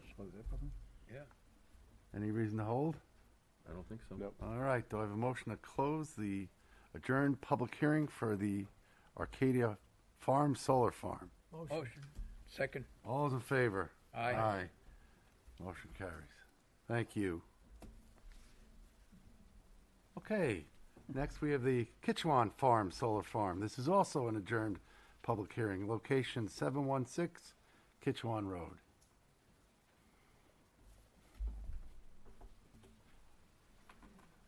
Hello again. I don't actually believe I said my name for the record the first time. So this is Julia Maglioso, Director of Operations at EcoG Energy. Thank you. So to address the Kichwan Farm Solar Farm, again, we'll give a brief update since we spoke to you last. So similarly here, we submitted the Part 1 and Part 2 of the long environmental assessment form for the record. There were a couple of other outstanding items here for the Kichwan Farm. I met with the Conservation Board just last week about the wetland setback. They said that they would follow the DEP guidance on that. Wait to hear back from them. Similarly, we met with the DEP on site on October 21st. They did not have any concerns here, including about the wetland setback. They consider solar panels to be an enhancement project. They consider gravel to be an impervious surface. And they consider fencing to also be impervious as long as the posts are installed below grade, which they will be. So they didn't have any concerns about the wetland setback, so we don't anticipate any issues there. But again, we cannot bring this project formally to the DEP until the process here is closed. So we are just waiting to move that forward. Again, did want to submit in writing a mitigation memo for our tree removal plan here. So for the Kichwan Farm, we will be removing a maximum of 168 trees. We will be planting 123 trees and over 400 shrubs, primarily for screening purposes all around the array. We are also offering to pay $100 for every tree removed, so $16,800 into the tree bank fund for this project as well. So I'll leave this with Robin just so you have it in writing. Thank you. And I believe that is all from the last meeting, with the exception of the renderings. I don't know if Robin, if you happen to have those. Perfect. So we did meet with John Tegeter just a couple of weeks ago to discuss these renderings. What he asked us to complete are basically line of sight views without any of our screening, to give a sense of what the site might look like. We've also provided renderings of the same view with our best estimate of what the screening will be, but we do acknowledge that all renderings are a little bit artistic. So some of the screening might look a little bit different at the end of the day. So these are just renderings. So this is a view in this direction. You are on Kichwan Road or Route 134. You are looking towards the array, standing, or I guess from this view you would be driving along, and this is the southwest corner. So that new road there, that is what the new access road would be to access the array area. And this is what it would look like with only the existing vegetation and no additional screening. And then Robin, if you could go to the next one, you can see we would be planting all of the shrubs along there. That is, I believe, the approximate size at planting or at year one. I would have to check which one that is. We did provide, or if I have not already, I'll submit it, an updated landscaping plan with a breakdown of year one planting dimensions and then growth rate and how many years it would take to reach maturity. So that's what we're trying to show here. So this is not fully mature. This is closer to planting time. And then Robin, if you just keep going down. This is the view from the closest neighbor, who is directly west of the southern portion of the array. So this is the view from the closest home.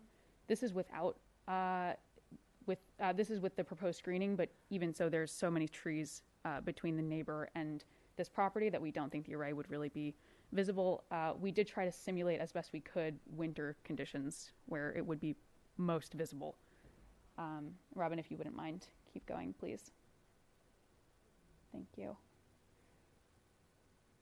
I believe you can go to the next one, actually.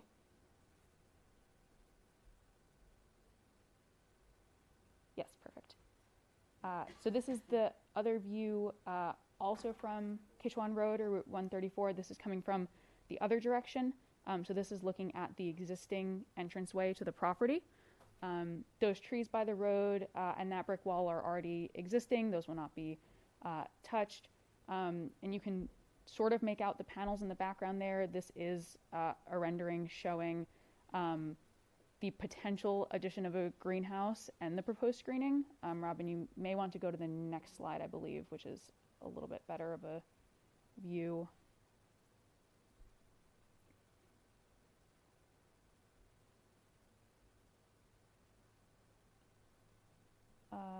Sorry, one more.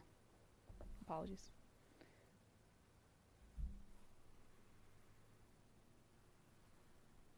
We may have put it last. The same as the first one. Yeah, maybe the last one. There should be one without any. Yes, that is the one with just the screening along the array. So you can see sort of where those green shrubs are. That would be along the fence line of the array. And this would be the view coming down Route 134. Again, I do want to emphasize that a driver would really have to sort of crane their neck to get this exact view shed. As far as I know, that isn't very likely to happen, but this is the best rendition that we could do of that sort of area. So did want to provide those renderings, and happy to obviously continue working with John if there are any other comments. Thank you. Thank you. Anybody from the audience?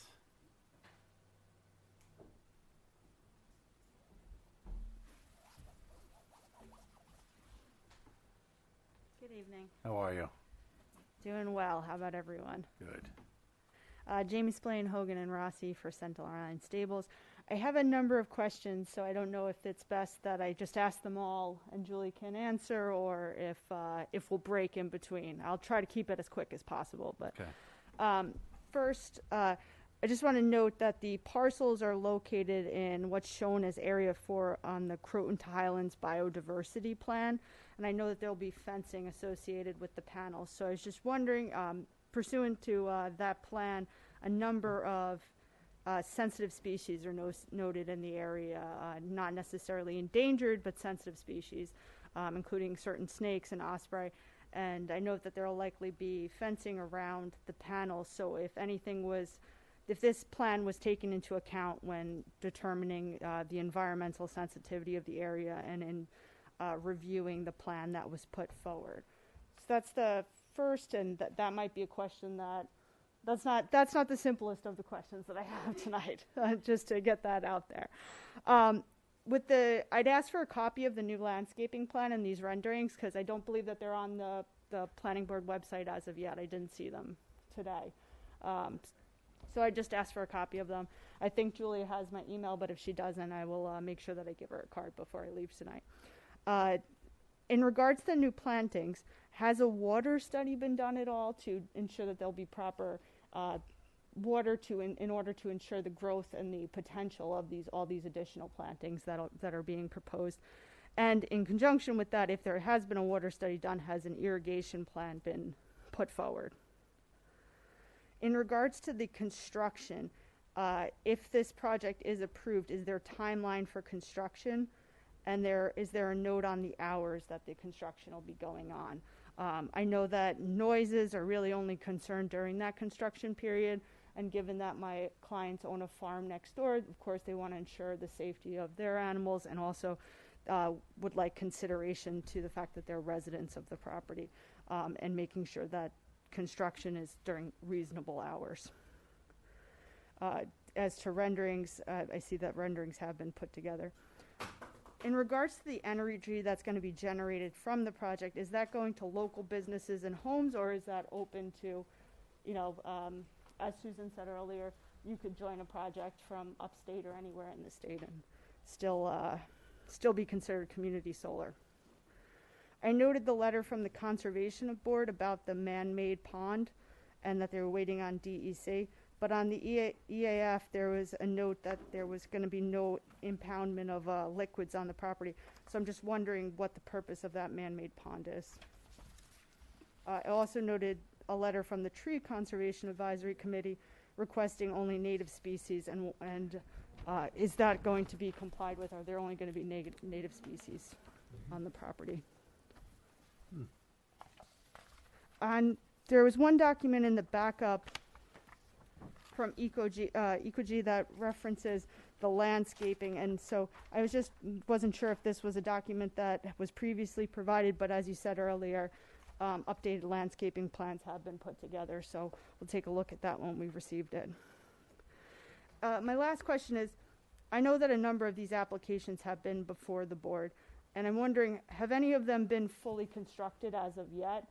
And if so, would you have showings to pictures or any documentation to show neighboring property owners what the project looks like and what the future impact of it is, by they can actually see what it looks like, potentially even go out, drive past a site in order to see what these projects do look like after completion. So that's my number of questions.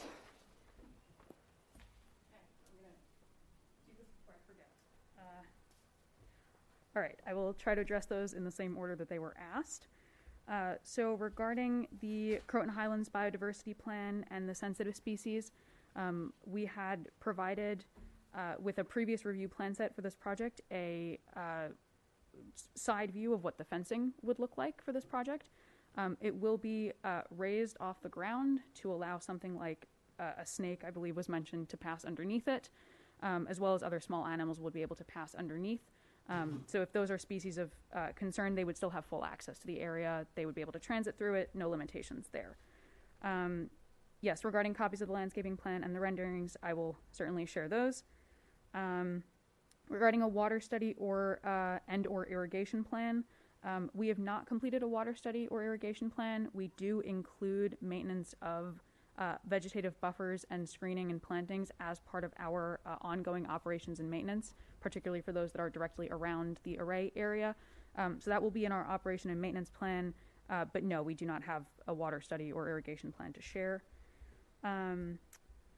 Regarding the timeline, the construction, I would estimate for a project of this size would be about 3 months. That does not mean 3 months of active, loud work. That just means 3 months of someone on site doing construction. We would limit that to typical construction hours. Normally that's about 8 a.m. to 4 p.m.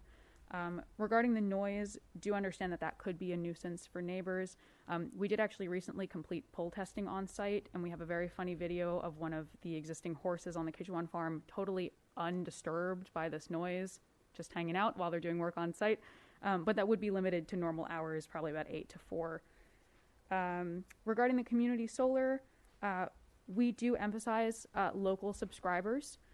We like to reach out to low and middle income subscribers and really focus on local businesses. We would like to subscribe the system 100% within Yorktown. If we're not able to do so, we would expand to the larger Westchester area, but not try to go anywhere outside of Westchester to receive subscribers.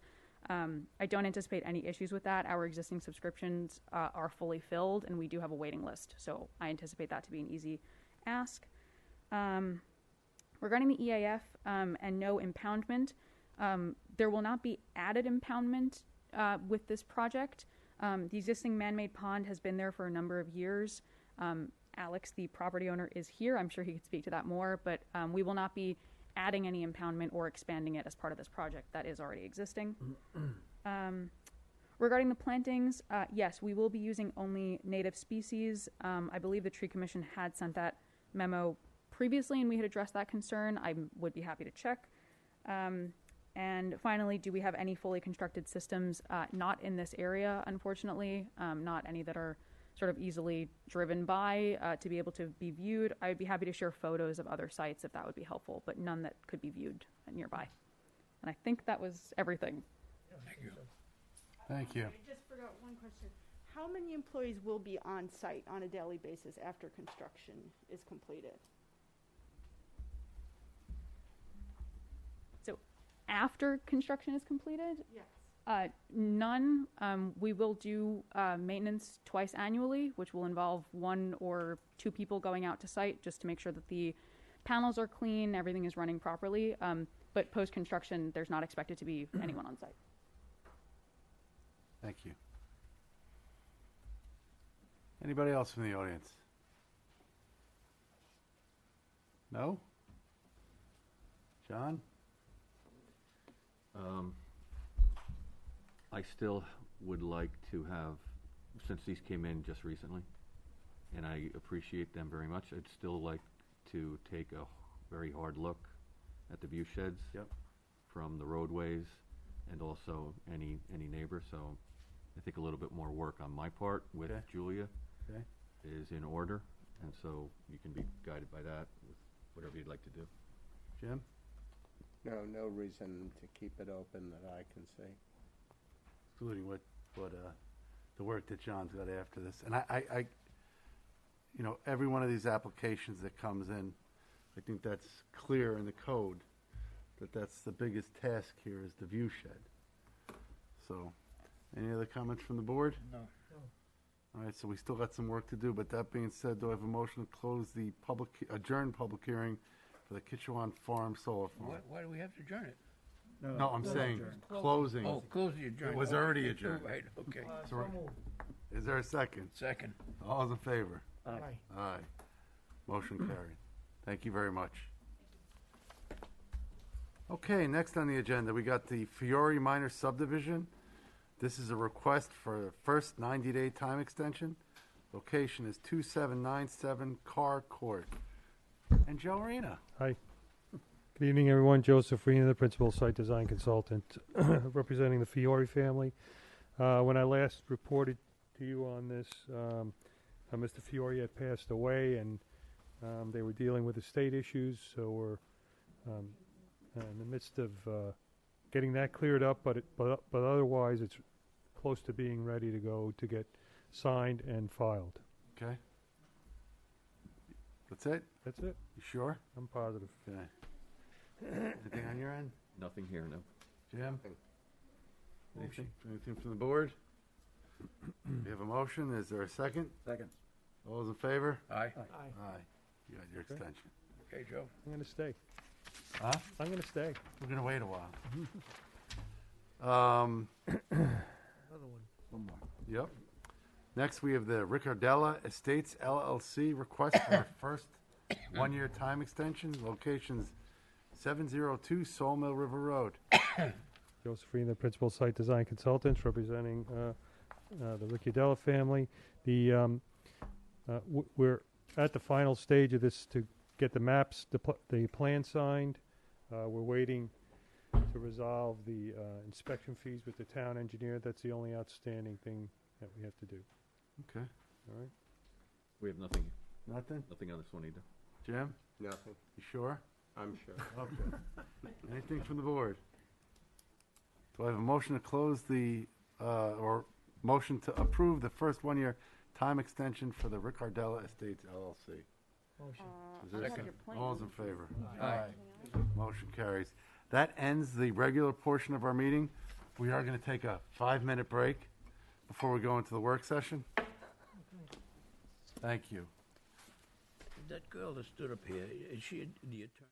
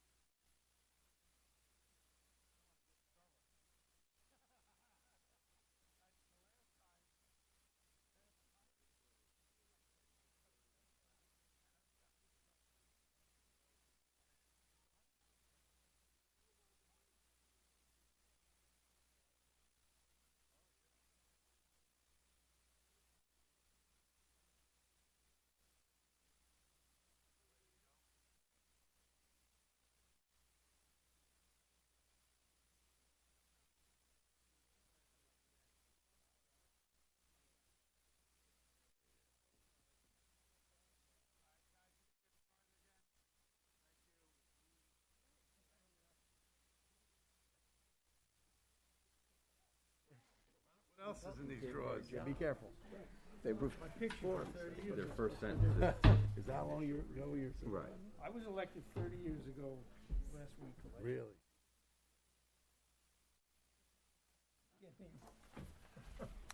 All right, welcome. We're back now in the work session.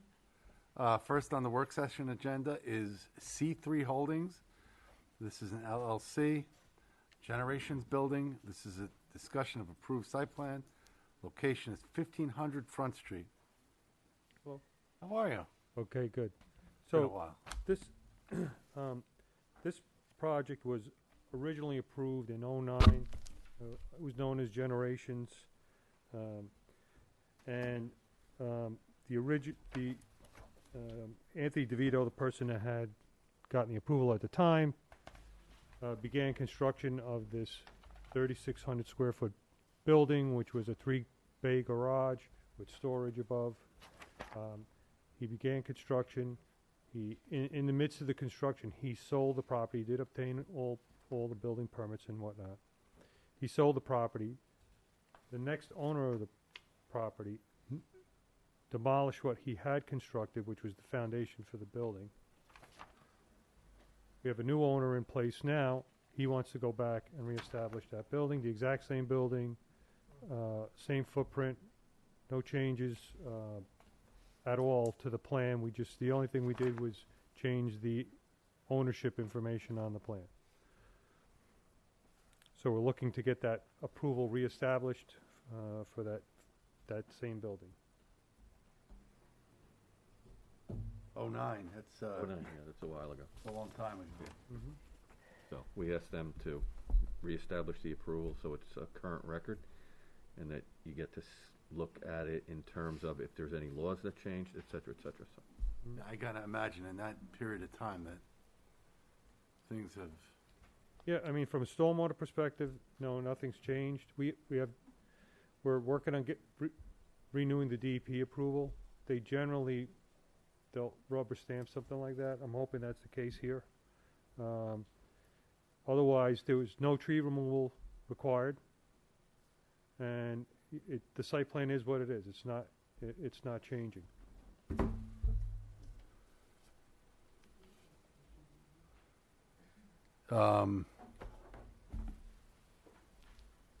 We submitted new applications and new stormwater permit applications. Any thoughts?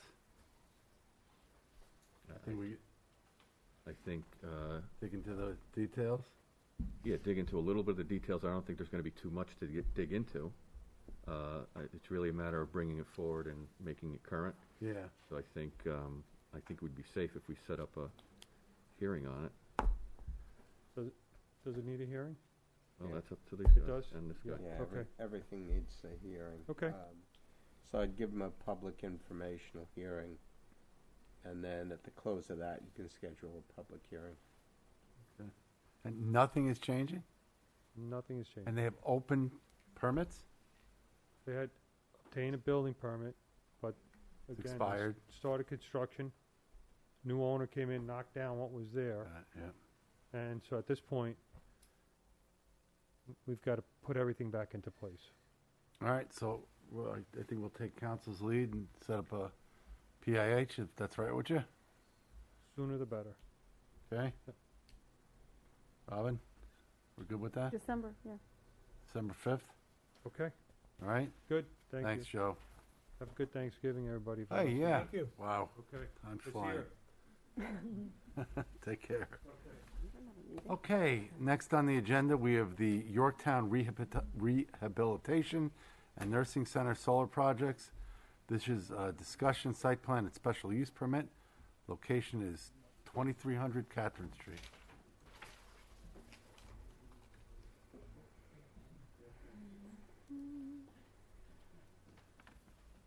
Hello again. How are you? Doing well. Yes, so I won't go back over too much, but I do believe it's been a while since we've discussed this project, so maybe I'll just refresh everyone's memory. So we are looking at two separate projects at the same location. So there is a Canopy solar array over a parking lot that is associated with a Tier 1 battery energy storage system. And then separately, there is a ground-mounted solar array on a slightly different area of the property. These are two separate projects, two separate interconnection points. So just wanted to make that abundantly clear. However, we are discussing them together, given that it is one property location. So wanted to just provide a few updates since we were last in front of the board. I was able to meet with the Conservation Board, and we did also receive comments from the Tree Commission. There are a few comments from the Tree Commission that we need to address in writing. I only received this memo earlier today, so we unfortunately have not had an opportunity to address these. They wanted to just clarify a few items, including the inventoried trees, of which we've inventoried up to 120 trees for removal. They asked a few questions about the size of those trees, the mitigation ratio, the square footage of disturbed woodland. Some of those I can address here. So the total area for tree removal is 11,000 square feet for the canopy. So there are only a few trees in the parking lot. For the ground mount, it's 20,000 square feet.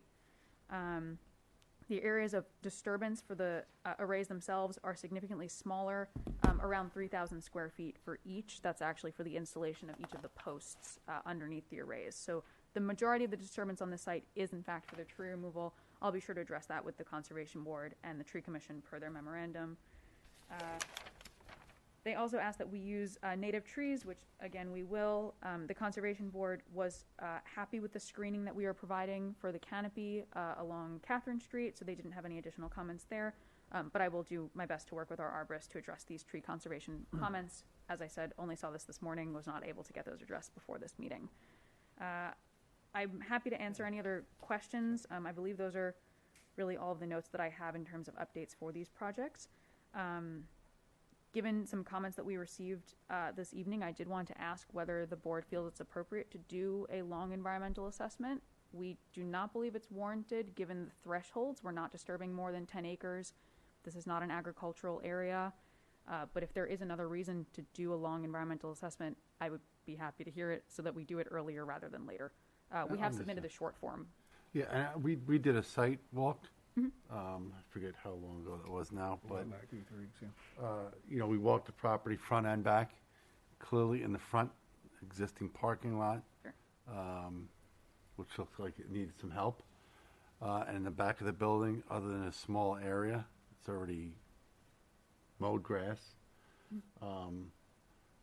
So, John, any reason to go with the long? I can't see it here. I mean, everything's already disturbed. That's what I would say. It's the disturbance of land that triggers the long form. So I think Julia's right. I don't think there's call for one in this. Yeah, and this one I mean, everything is really, so I would think in respect to this application, the answer would be no. Okay, appreciate it. In the back, I know there was some concern about people saying the residents of the building looking out at the solar. And I think, again, that could be, as we look at this, maybe mitigated with, maybe not from the upper floors, but, you know, maybe some kind of base landscaping. The front, obviously, we're going to be concerned about the visual impact on Catherine Street, you know, similar to with the project in Shrub Oak. Where obviously you want to make sure that it's screened. Past that, any other? Again, this is one of those areas. This is interesting because it's almost like it's hidden in plain sight. Yeah. It's not like a farm that's surrounded by trees or anything like that, but it's, I think, a very appropriate area. And if the property owner deems this as a good use and a good complement to their property, people don't want to look at it, they don't have to live there. Right. Or go there. So just to keep in mind, I believe that, and I'm not sure exactly where, but there is a project coming in with some of the property that was part of the Field Home Foundation for living. So I don't know if this senior living. I think it's a 55 and over, and possibly senior living as well, tied together. Okay.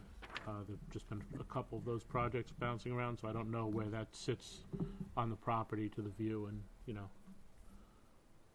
we'll Is have that to- more the adjacent where the current field home building is? That's that other Yes, side? yeah, so, okay, so this is on the, Yeah, this is the existing Yorktown, Rehabilitation Center where the parking lot. right, the where- parking lot I know for the Yeah. canopy, but where would the ground mount be? In the backyard. Yeah. So behind the building? Yeah. Slopes down. Okay, Goes down the hill.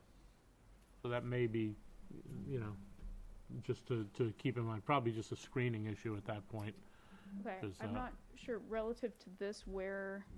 So if you're looking at the North, okay. property, I know where to you're the talking about. left. And Okay. it's down, it'll be mostly Yeah, yeah. downslope, so I don't think there will be an impact, but I think we'll go through the motions to make sure that it's not. Sure, okay, I'll be sure to verify that. And I think with this project, this benefits the home itself, right?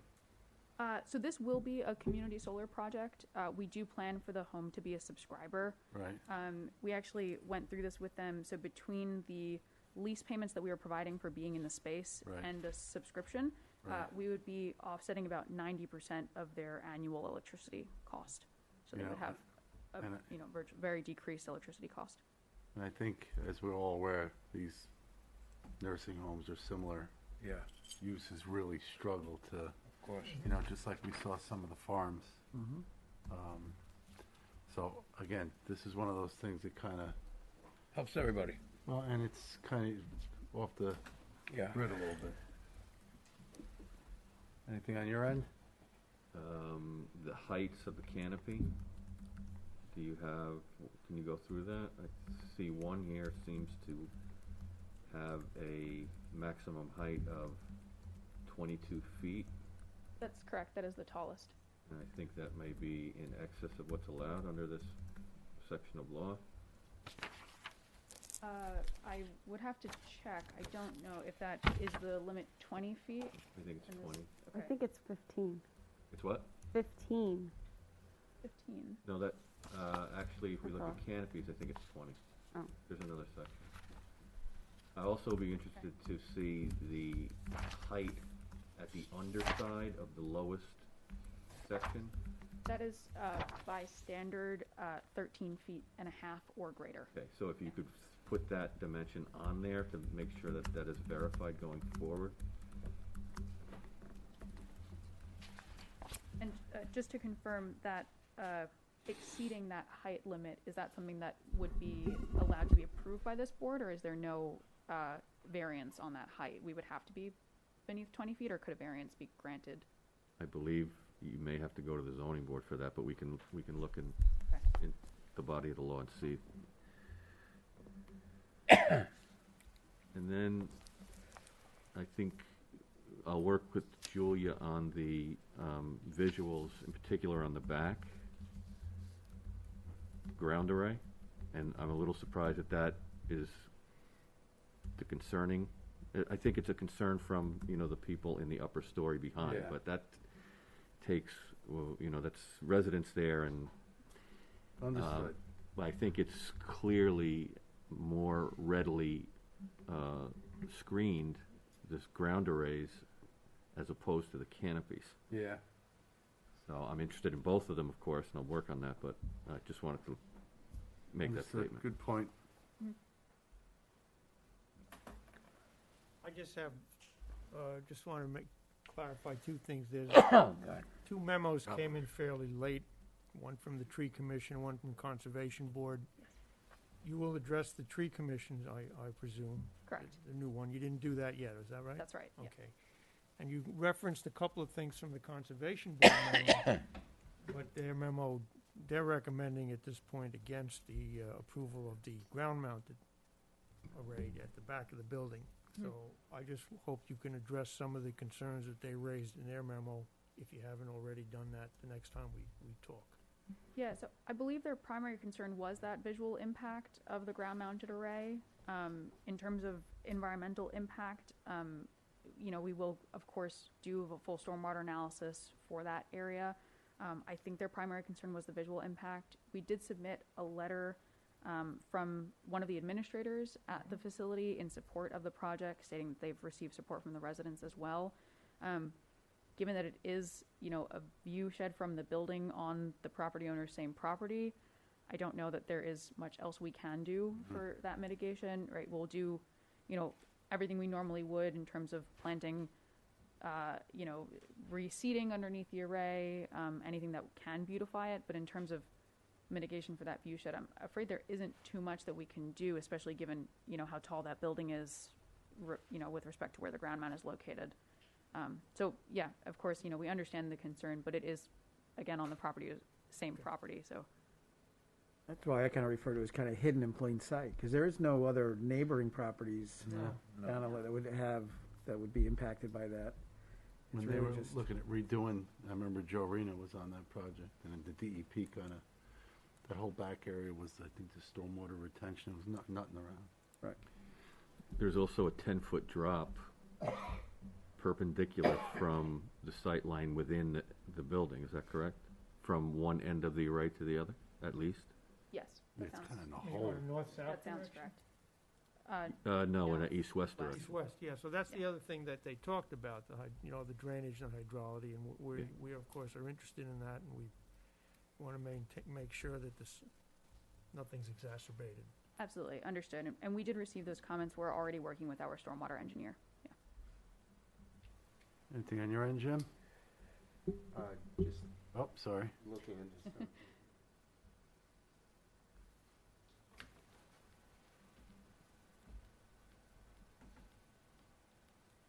There's also a discussion of canopy in here somewhere too, I believe. So I'll look into the height issue. Say that again? Mikey. I'll look into the height issue, Thank you. and we'll let you know soon. Miss anything else? Okay, thank you very much. Would it be possible to move to a public informational, or is it too soon given sort of, we do plan to address these Probably outstanding need to get the issues. answer on the variance first, right? Would we, yeah. Well, we can give you the answer whether they need it or not. Yeah. And where they'll get it from, but the public informational is designed to get it out to the public. All right, so you- So I would recommend doing it. All right. Why don't we do that in December, and then we still have another work session opportunity. Yep, so I guess December 5? Right, so 4 weeks from now. Okay, understood. All right. Thank you. Thank Same you. thing, It's 20 feet and 15 in residential and 20 For in canopy. non-residential. Yeah. So is this in a residential zone? Yes, it is. Is that only one meeting this month? That's 15. Yeah, it was, there was a, Oh, Thanksgiving. We have two. do we? Okay, yeah. Was that one on the I'm 22nd? saying we have No, another it work was- session opportunity Yeah, in yeah. between that and the PAH. Good point. December's one, That's right. Yeah. right? And the last few, I think we were adding them. I think last December we were meeting, was it still every week? Hmm? When we were via Zoom, there was a while we were every week. Yeah, yep. Yeah, if we always needed to. Okay, next on the agenda is the Old Hill Farm Solar Project. This is a discussion of the solar project. Location is 571 East Main Street in Jefferson Valley. How are you? How are you guys? Good Good. evening, and ladies.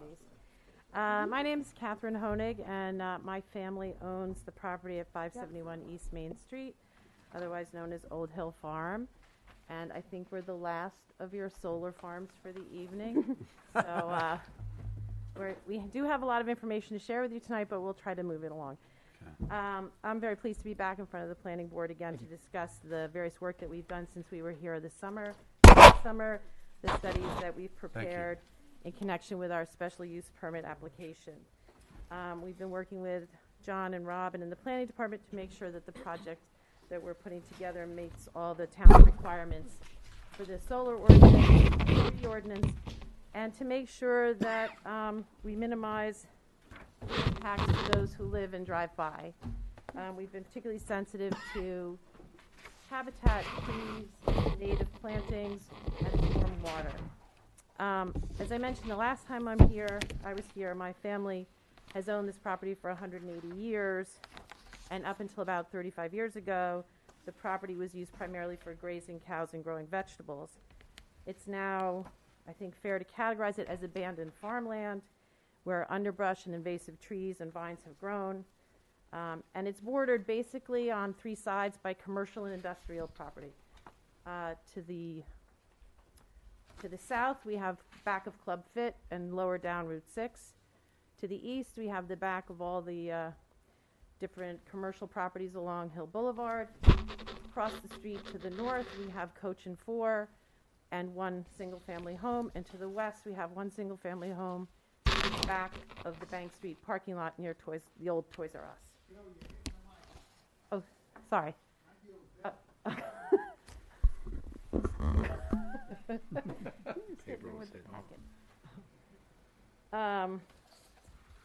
So what we are proposing to do for this piece of property, which I know has been a subject of much discussion, at least for the last 18 years of my life, is to convert this property into a community solar farm, which, as we've heard many people say tonight, will provide an opportunity for up to, I think, 630 homes to subscribe to get renewable energy at a discounted rate.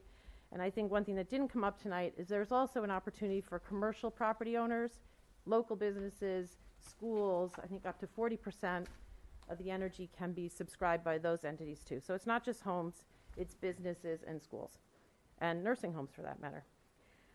We think that the property is an ideal site for community solar. As I mentioned, it's abandoned agricultural with primarily trees that have grown in the last 35 years and many invasive vines and trees.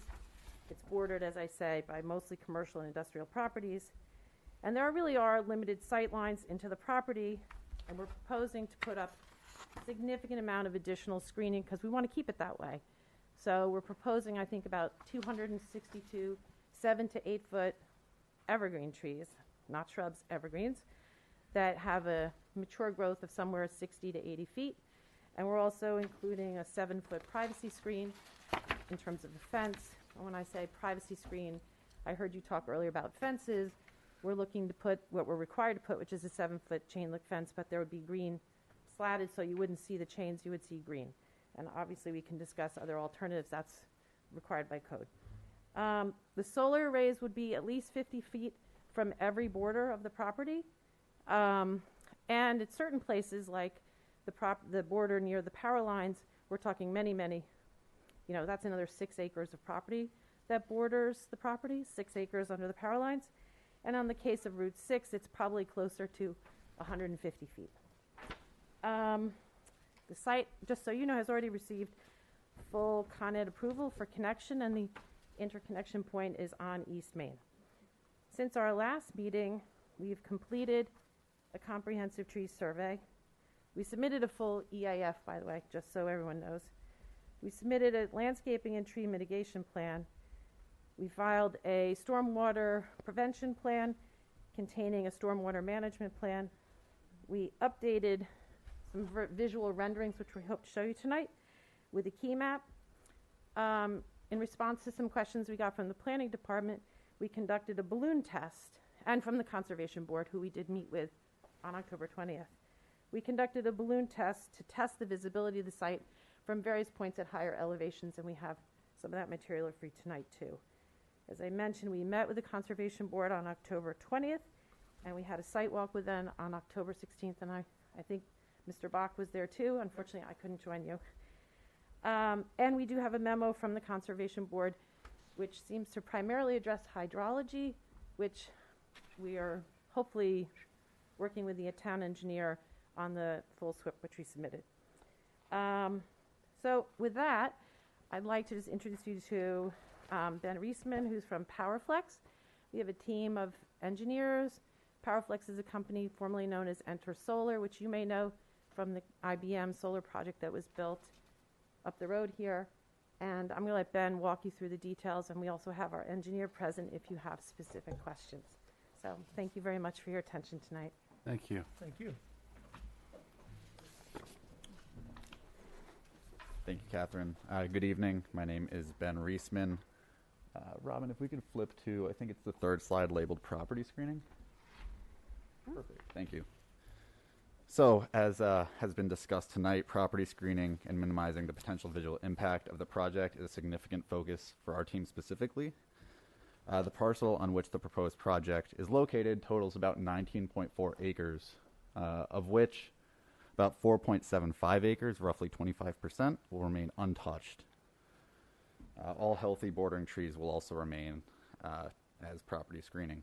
So in addition to that main 19.4 acre parcel, there's an additional adjacent parcel owned by the same family, which totals about 6 acres, and that's the parcel that's currently an easement for Con Edison. That'll act as a buffer to the commercial properties to the east and south of the proposed project. So in terms of project setbacks, we have 50 feet side and rear yard setbacks, and that's from the property line to the solar module, and specifically 30 feet from the property line, the 7-foot green privacy fence that Catherine mentioned, and then an additional 20 feet from the fence line to the solar module itself. So those two total 50.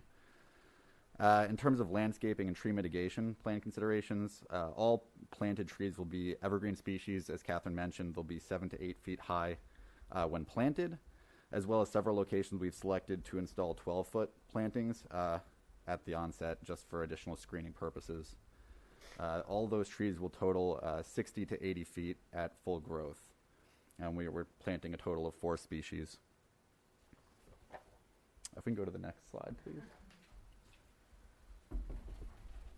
So just some additional details on our landscaping and tree mitigation plan.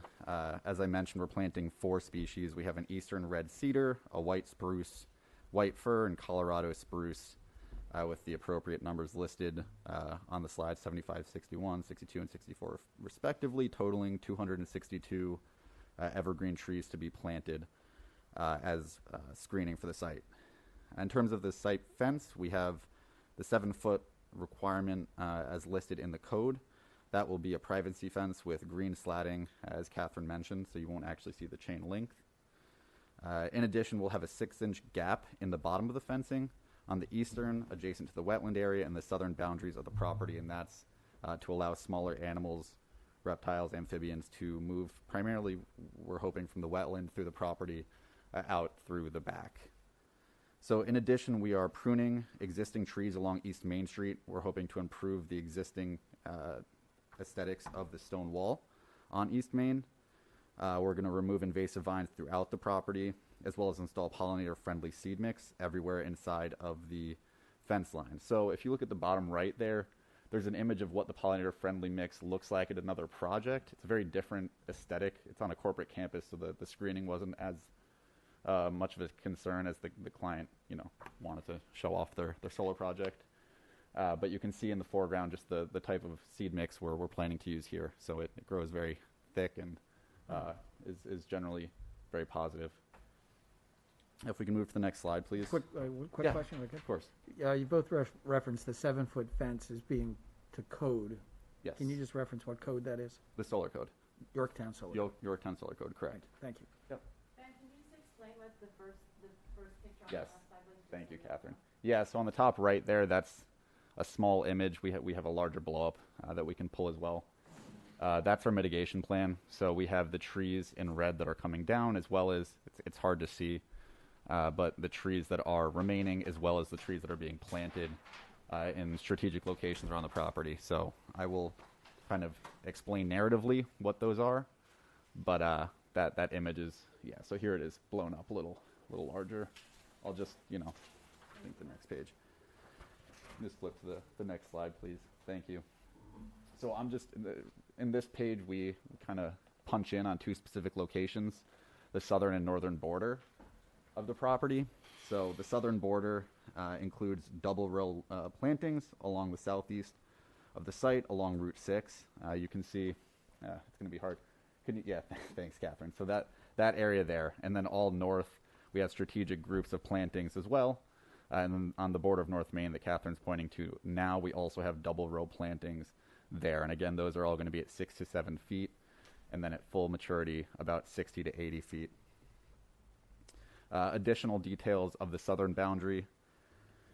We have roughly a 60 to 80 foot elevation gain depending on the area of the slope, and more importantly, that 60 to 80 feet elevation gain happens within about 180 to 113 feet of the road. So there's essentially a very steep incline in that area, which aids the existing, provides existing shielding. And then in addition, with our plantings, we will show that there's going to be no sight line to the property from that location.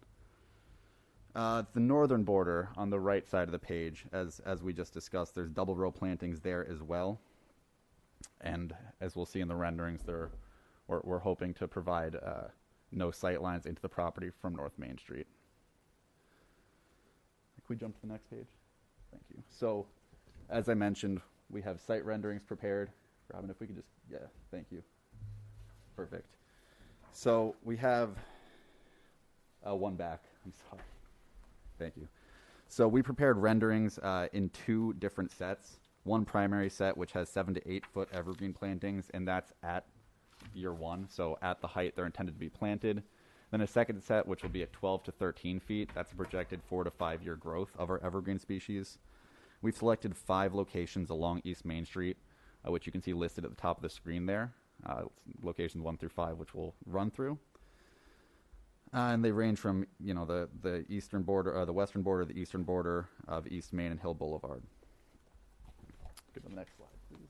Thank you. So this is location 1. You can see on the left-hand side of the page we have our rendering. And just to kind of emphasize, these are renderings in year 1 in a leaf-off condition.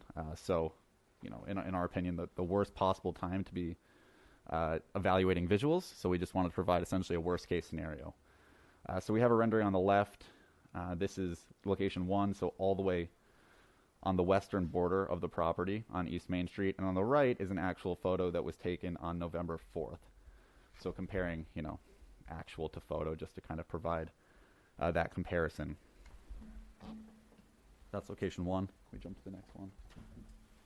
So location 2, moving farther along towards Hill Boulevard. Same format, leaf off. When we have Websley's going to pull up some blow-ups here.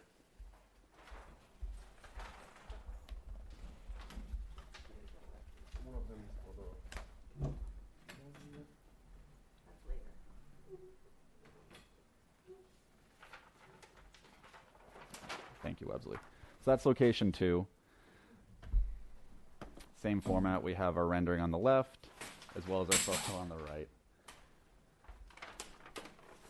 And actually here, you can see Websley has printed out both sets. So on the left-hand side, we have our 7 to 8 foot plantings, so our year 1. And on the right foot, we have our 4 to 5 year, 12 to 13 foot plantings, or, you know, grown out plantings.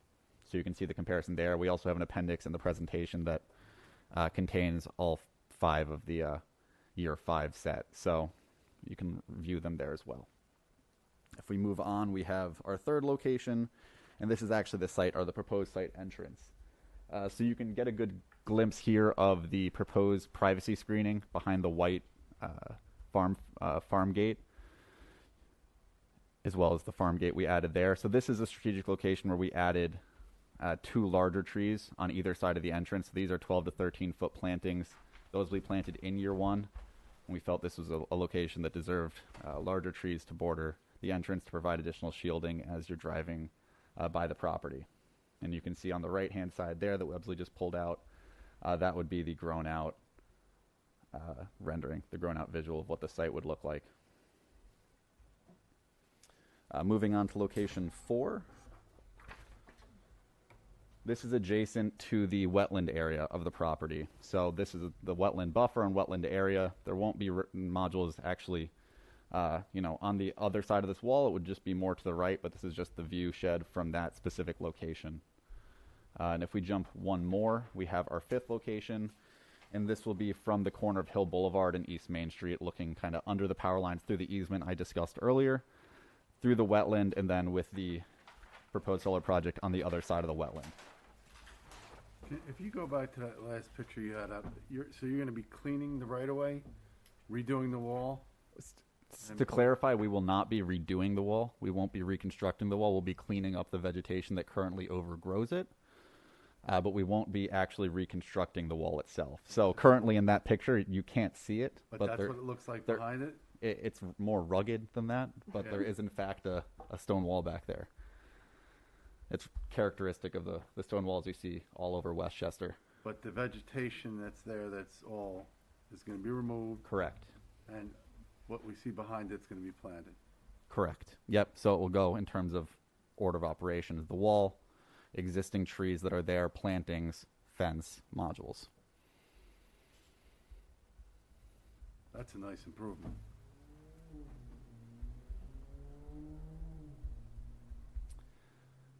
So we had the last rendering up, which you can see here. That is just the view from Hill Boulevard and East Main Street under the power lines. And those are the 5 renderings we prepared. And as I mentioned, you can look at the appendix in the back that has the additional set of the grown out renderings. Any questions on those before we move on? Are you going to be screening the power lines? We will not be screening the power lines, unfortunately. Giant green giants? Those would be some big trees. Very nice renderings. Thank you. So next we conducted a balloon test. We did this on October 27th. And we also coordinated with the planning department so they knew when we were doing this and were able to visit and see the test when the balloons were flying. So we had 15 balloons throughout the property. They were 24 inches in diameter, flown at approximately 10 feet. It's a conservative proxy height for the modules. The actual maximum height of the modules is approximately 9 feet, but we provided a bit of buffer there. If you look to the right side of that image, you can see the site map, the mitigation plan as we showed earlier, but overlaid the stars are the locations of the balloons we flew. We strategically chose locations in the middle of the paddocks, higher elevation areas on the property, really any areas we thought you might be able to see the balloons from surrounding areas. That was our thesis there. Flipping to the next page, you can see on the right-hand side the locations where we chose to take pictures from. So the balloon test was prompted by comments from the Conservation Board as well as the Planning Board about potential site impacts from various locations at higher elevations. As I mentioned, we coordinated with the Planning Department on the timing of the test so they could go out and see the same locations that we intended. In terms of details of our photo selection, we selected 7 photo sites throughout the area, ranging from north to south of the site, focusing on areas of higher elevation with potential sightlines into the property. And as I mentioned, this was done on October 27th. And you can see there, actually in the image, I forgot to point out, the red outline is the project site itself. So you have 3 locations on top, 4 locations to the south. And as I mentioned, they were strategically chosen essentially with higher elevations in mind. So if we go to the next slide, we're going to start running through those locations. This is location 1 on Hill Boulevard. Indian Hill Road. It's a little hard to see actually in that digital image, but on your page it might be a little more clear. On the right-hand side, you can see an arrow pointed from the location with the vantage point down to the site. And then on the image on the left, there's an arrow that will also point out where that site would in fact be if you could see it. So the conclusion of this sight line was there was no visual impact of the proposed property. The idea would be if you were to see a red balloon or even the property itself, that would proxy a module in the proposed area.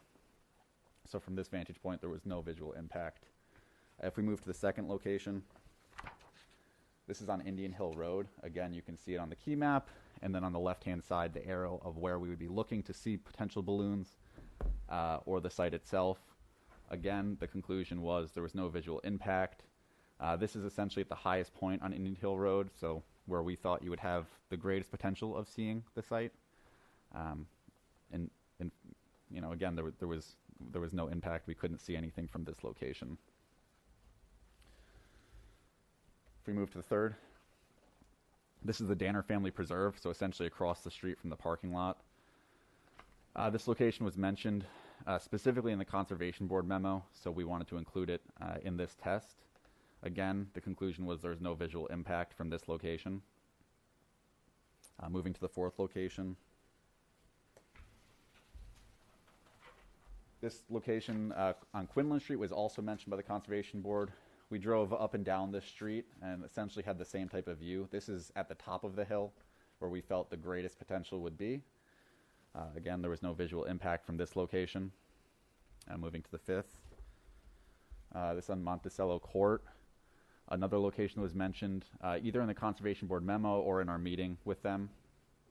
Or I think it was actually mentioned in the site walk that we conducted. So this, moving now to the southern side in Quinlan, I forgot to mention, this is also on the southern side of the property. Looking back, essentially past the mall, back to the property. The arrow on the left, you can see, again, no visual impact. You're essentially looking at an existing tree line. The sixth location is London Road, again on the southern tip of the southern side of the property.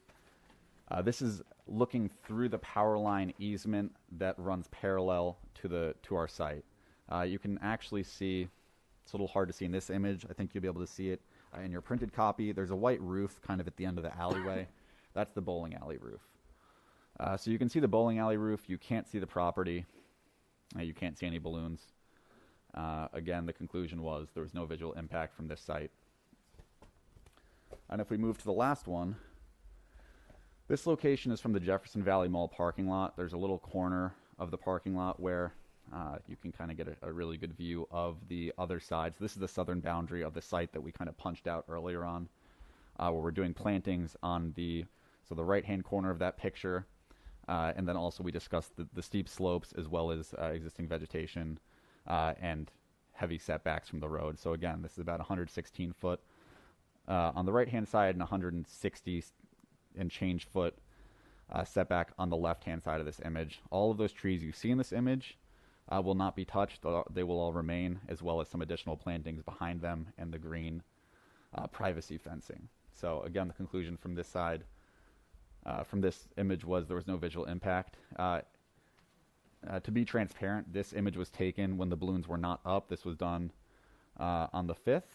So it was our opinion from this location that you would not be able to see any balloons because of the existing trees. But I just wanted to be transparent that this image came after the balloons were no longer flying. Those were our 7 locations for the balloon test. Any questions on those? All right. Just a comment. Sure. I think it's great, the presentation with the locations, the vantage points. I'd like to, in the next couple of weeks, hone in on more exact vantage points. So, for instance, number 7, the last one, yeah. I'd like to know exactly where in the parking lot you were. Sure. To get a better sense of direction and height and so forth. I have geotags of all of the locations that perfect. show, and we can On the little discuss and I maps. can That, yeah, you know, exactly. So yeah, if we could hone in on that, it'd be perfect, helpful. Of course. So, lastly, we have the stormwater management plan that we prepared and submitted. So we prepared a comprehensive stormwater pollution and prevention plan, SWIP, with our civil engineering partner, Bergman Associates. Our SWIP showed no impact to the site hydrology as a result of the proposed project, though we do look forward to working through any questions with the town engineer or the board as they may come up after your review of our documents that we submitted. And we do have a blown up version of the site plan as well, if you guys would like to see it. And that was the last slide we had prepared today. So if there's any questions, we'd be happy to answer them. Otherwise, our goal for this meeting was to be able to schedule a public information session for the coming month. So we are hoping to be able to accomplish that tonight. I have a couple of questions. Of course. You submitted a new tree mitigation plan? Yes. Dated November, correct? Correct, yep. Is that in response to the tree commission's memo of the previous, the late October? It was in response to the memo, but we had also gotten some questions from the planning department as well. So we had updated our materials in response to those questions. Okay, so this still needs to go back to the tree commission, I would expect, for their further review and response, correct? Yep. Okay. Yeah, and this is all, as I think we've discussed before, we're open to any suggestions from any of the departments about any screening concerns, anything we can improve or move. So we just want to open that conversation up if there's any concerns from that respect as well. I think, and you've been at the meeting the whole time, so. Yes. And prior meetings, the 2 things you keep hearing about are the environmental effects of what's going on and the screening. Clearly, that's a lot of solar out there. But what I think, looking at your renderings of the landscaping of all the solar projects that have come in, you seem to have a very nice handle on the landscaping end of it. I think that's something we need to prove out, and I know you probably work with John and Robin, looking forward towards that. Because again, as per our push and the way the code's written, one of the biggest things here is the visual impact. You know, no one wants to see it, but what I see is an old wall, an old right-of-way that looks like it's going to be cleaned up, fixed up, and some planting behind it. And I think what you heard from one of the other applicants too is a plan on how that's going to be maintained. Yes. You know, just like you're going to go out and cut underneath all the solar, however many times a year you do that, I think that area needs to be maintained, because this is something that, again, moving forward, visual impact's huge, the environmental impact's huge. Our hope was that we could help improve as much as possible, as well as Listen, mitigate if any. it really looks like what you put out there, and we can improve on that, because I think there's always room for improvement, especially when you get that kind of a project in the area. You know, you want this one, if and when it gets done, people to go by there and say, listen, you know, and I know you're maintaining the property yourself, so I think it's important. I don't know, December 5th, is that filling up quick? No, there was two, so this is three. 3? There's nothing else prior? No. All right, so we'll set you up December 5th for a public informational. Great. I would work on that. I would clearly get together with John and Robin, to work on that end of it. And again, with the tree ordinance and that group, keep, moving the ball forward. Of course, yeah, and we'll submit some documentation on, planned maintenance as you mentioned. so Yeah, that's- and I know we got the heads up. I drove by. I didn't see anything in the way of balloons. And we'd be happy to set up a visit for the board if that would be helpful to I know, walk the you site. were out and- there when they I did saw, it. I was out there already, yep. Yeah, and maybe at some point we'll do that. Okay, Okay. all right. We miss anything? Jim, John? No, we'll work with them on the remaining things, or developing, I would say. Yeah. Listen, the renderings really, especially with that wall, that's an instant impact out there in the better. Great. I'm sure you mentioned this at the beginning. Is this characterized as a community solar Yes, so project? this is also community solar. Right. And Catherine, I think, mentioned this as well, that this can be subscribed by both residential and commercial off-takers, schools, Right. religious institutions. We'd prioritize Yorktown residents and Westchester residents as well.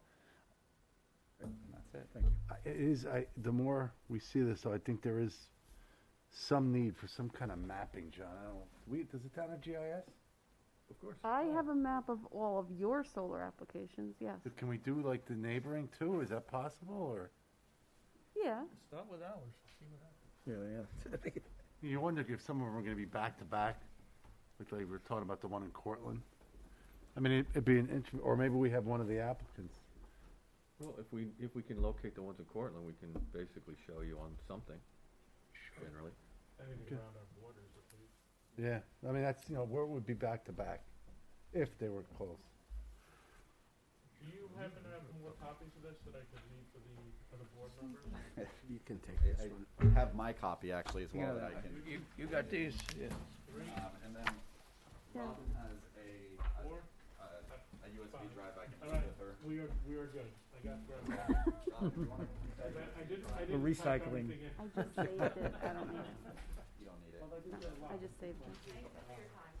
Thank you. Thank you very much. We'll look forward to seeing you next All right, month. guys, take care.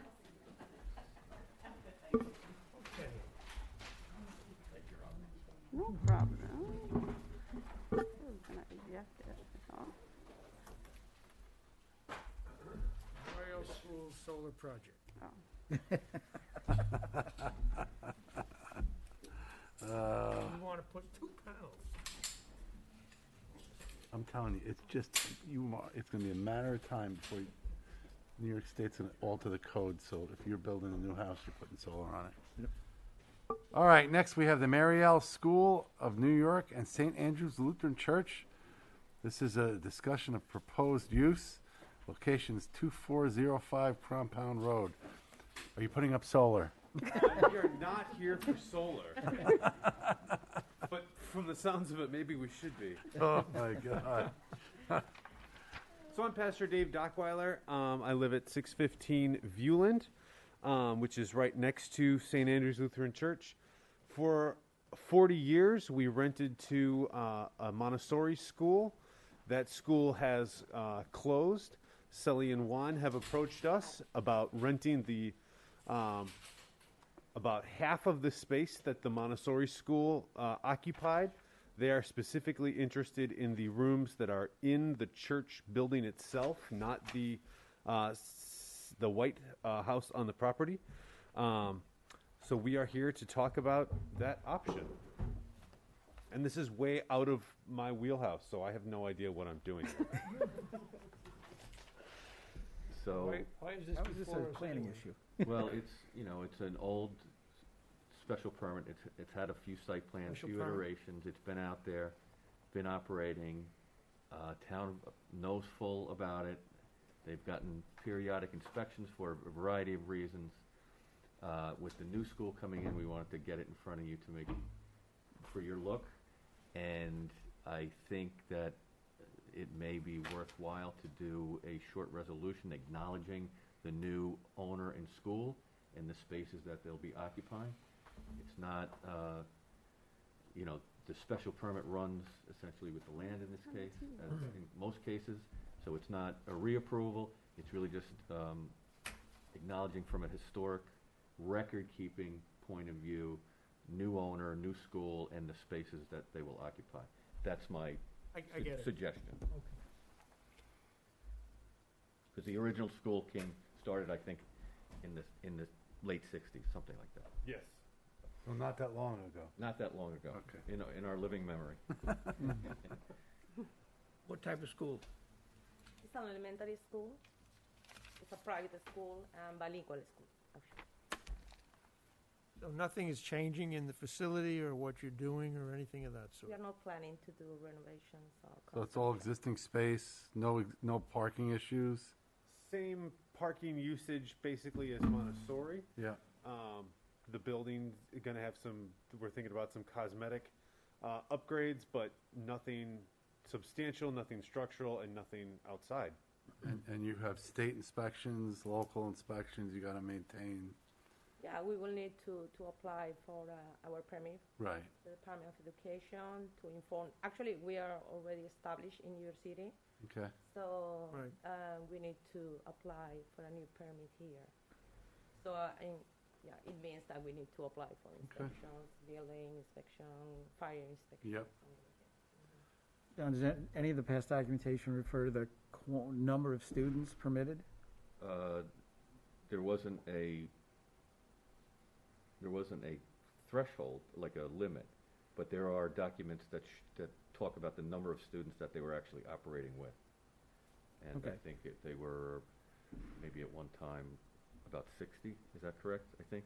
It didn't, when we did the little red schoolhouse at the other facility down the road, wasn't there a discussion around that, the number of students Yes. versus the space? Yeah, I think the state regulates that too, so you gotta have so many teachers with a number of kids and.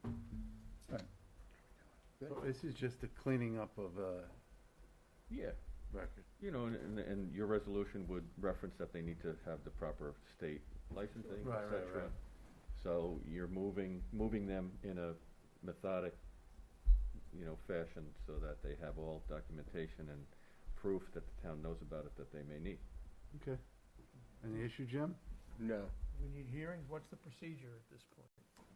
It's not really a change to anything. Yeah. Okay. It's like a flower store being sold to a new operator, really. We do a resolution of support? I mean, I think just you want to clean it up, make sure it's Yeah, up to I'll date. reference their drawings, what they'll be using, their new business name and owner of the school. Yeah. And reference probably a little bit of what the history was, and that they will need to have all the proper licenses from the state in order to operate under the special permit that's in place. Update and cleaning up the record. Yeah. We can get that done for December, maybe. Anybody have any issues? How much time do we need? All right. Well, I think we can try to have the resolution written for the next meeting. If you want to review it, you can do it at that time at the work session if you care to, or you can do it at the December 5th meeting. We work at the work How does that session. fit? What's your timing? I would appreciate it as soon as possible. So as fast as possible. All right. All right, so we'll get that on the work session. I would work with John just to make sure, the T's are crossed and the I's dotted. We'll go from there. Okay. All right? All right. All right, guys. You have a great night. Have a good night. Thanks for waiting. I see Dan is still here. All right. Next on the agenda, we have the Siegel subdivision.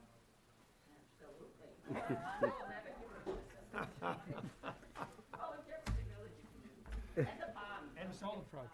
Yes. All right, next on the agenda is the town board referral. The location is 2678 Gregory Street. Contact is John Farrell, who I do not see here. We've seen this before. You've seen this before, and at that time, you saw this in April. You didn't really have any planning objections. It's a buildable, standalone lot that was created as part of the subdivision. There was at the time, a report that there was trees removed prior to and without permit, which you asked that staff go out there, which we did, and there was trees that had begun to be removed. And then I think Dan started working with them on that. Fast forward to last month, they are now have a modular house coming, and they need to get started. They did do some additional clearing and grubbing before the fact, but none of the really planning conditions have changed other than dealing with the tree removal. Is that fair to say? Anything that I missed on that? So we had worked with them. If you'll see a couple of memos in there from late October, we had worked with them through, I think, 2 town board meetings and have them on a track for their mitigation. They are offering some monetary for the tree fund. They are doing a number of tree plantings. We have asked them to correct some of the things on the drawings, which had to do with what trees were coming down, which were staying, et cetera, et cetera, et cetera. I believe that they've done all that. I did get a resubmission late, I think last week, which I'm looking at tomorrow, but I believe that some of the things that we asked them were, simple things that could be done in half a day by somebody on a CAD program. So that's where we are. I don't have any further things to, comment upon, other than what to recommend to the town board what amount of tree bank fund that they would accept as kind of the acceptable package for the mitigation. Because as you know, typically you're doing a package which includes some tree replanting, some invasive removal, some tree bank stuff. So I think this is additional tree plantings on site and tree bank funds. So the only thing remaining is for the board to reach a point of what that amount of tree bank fund should be. That's where it is. So I don't think you have much more planning objections to it. We don't have to weigh in necessarily on that. I didn't think so. So the original comment basically probably stands. No planning objection. Any issues? I do have a question about the tree bank. So tonight, at least I heard at least $20,000 going into the tree more than bank that, fund. yeah. Who oversees that surplus, that fund? Town board. Town board. So Town board. So I heard, this is just a rumor, that they're going to go and East Main Street and Shrub Oak, the forgotten part of town, they're going to be replanting a lot of the trees that over the years have Fallen over? Yes. That's a possibility. Say? If you want to present something? all right, start a petition. I got some ideas. But the fund can be used for a number of party. things. It can be used for actual tree replanting on town-owned properties and in right-of-ways. So Paganelli may be able to use some of it when he needs to replant some street trees, if in fact that ever comes to pass. Right. You could do tree replanting on town-owned properties. You could help fund and manage. There's an effort to do a little tree nursery up on the Willow Park. That money can be used for that. And you can also do maintenance of forest stewardship and so forth. You can do planning, you can do the stewardship plan, town-wide, you know, there's a whole host of things that you can do. Can I ask you a question in town? Sidewalks. Planning board has a development come in, we request a sidewalk in front. Past the developer or us requesting, or even if the town puts one in. In this town, does it fall upon the adjoining property owner to maintain that sidewalk, or is it the town's responsibility? They have to do the snow removal.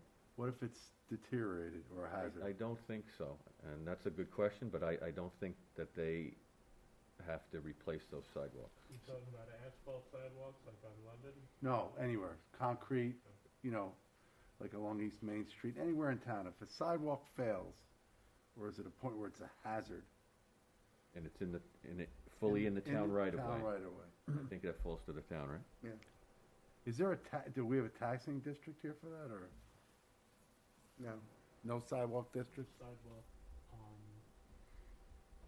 We have prior notice.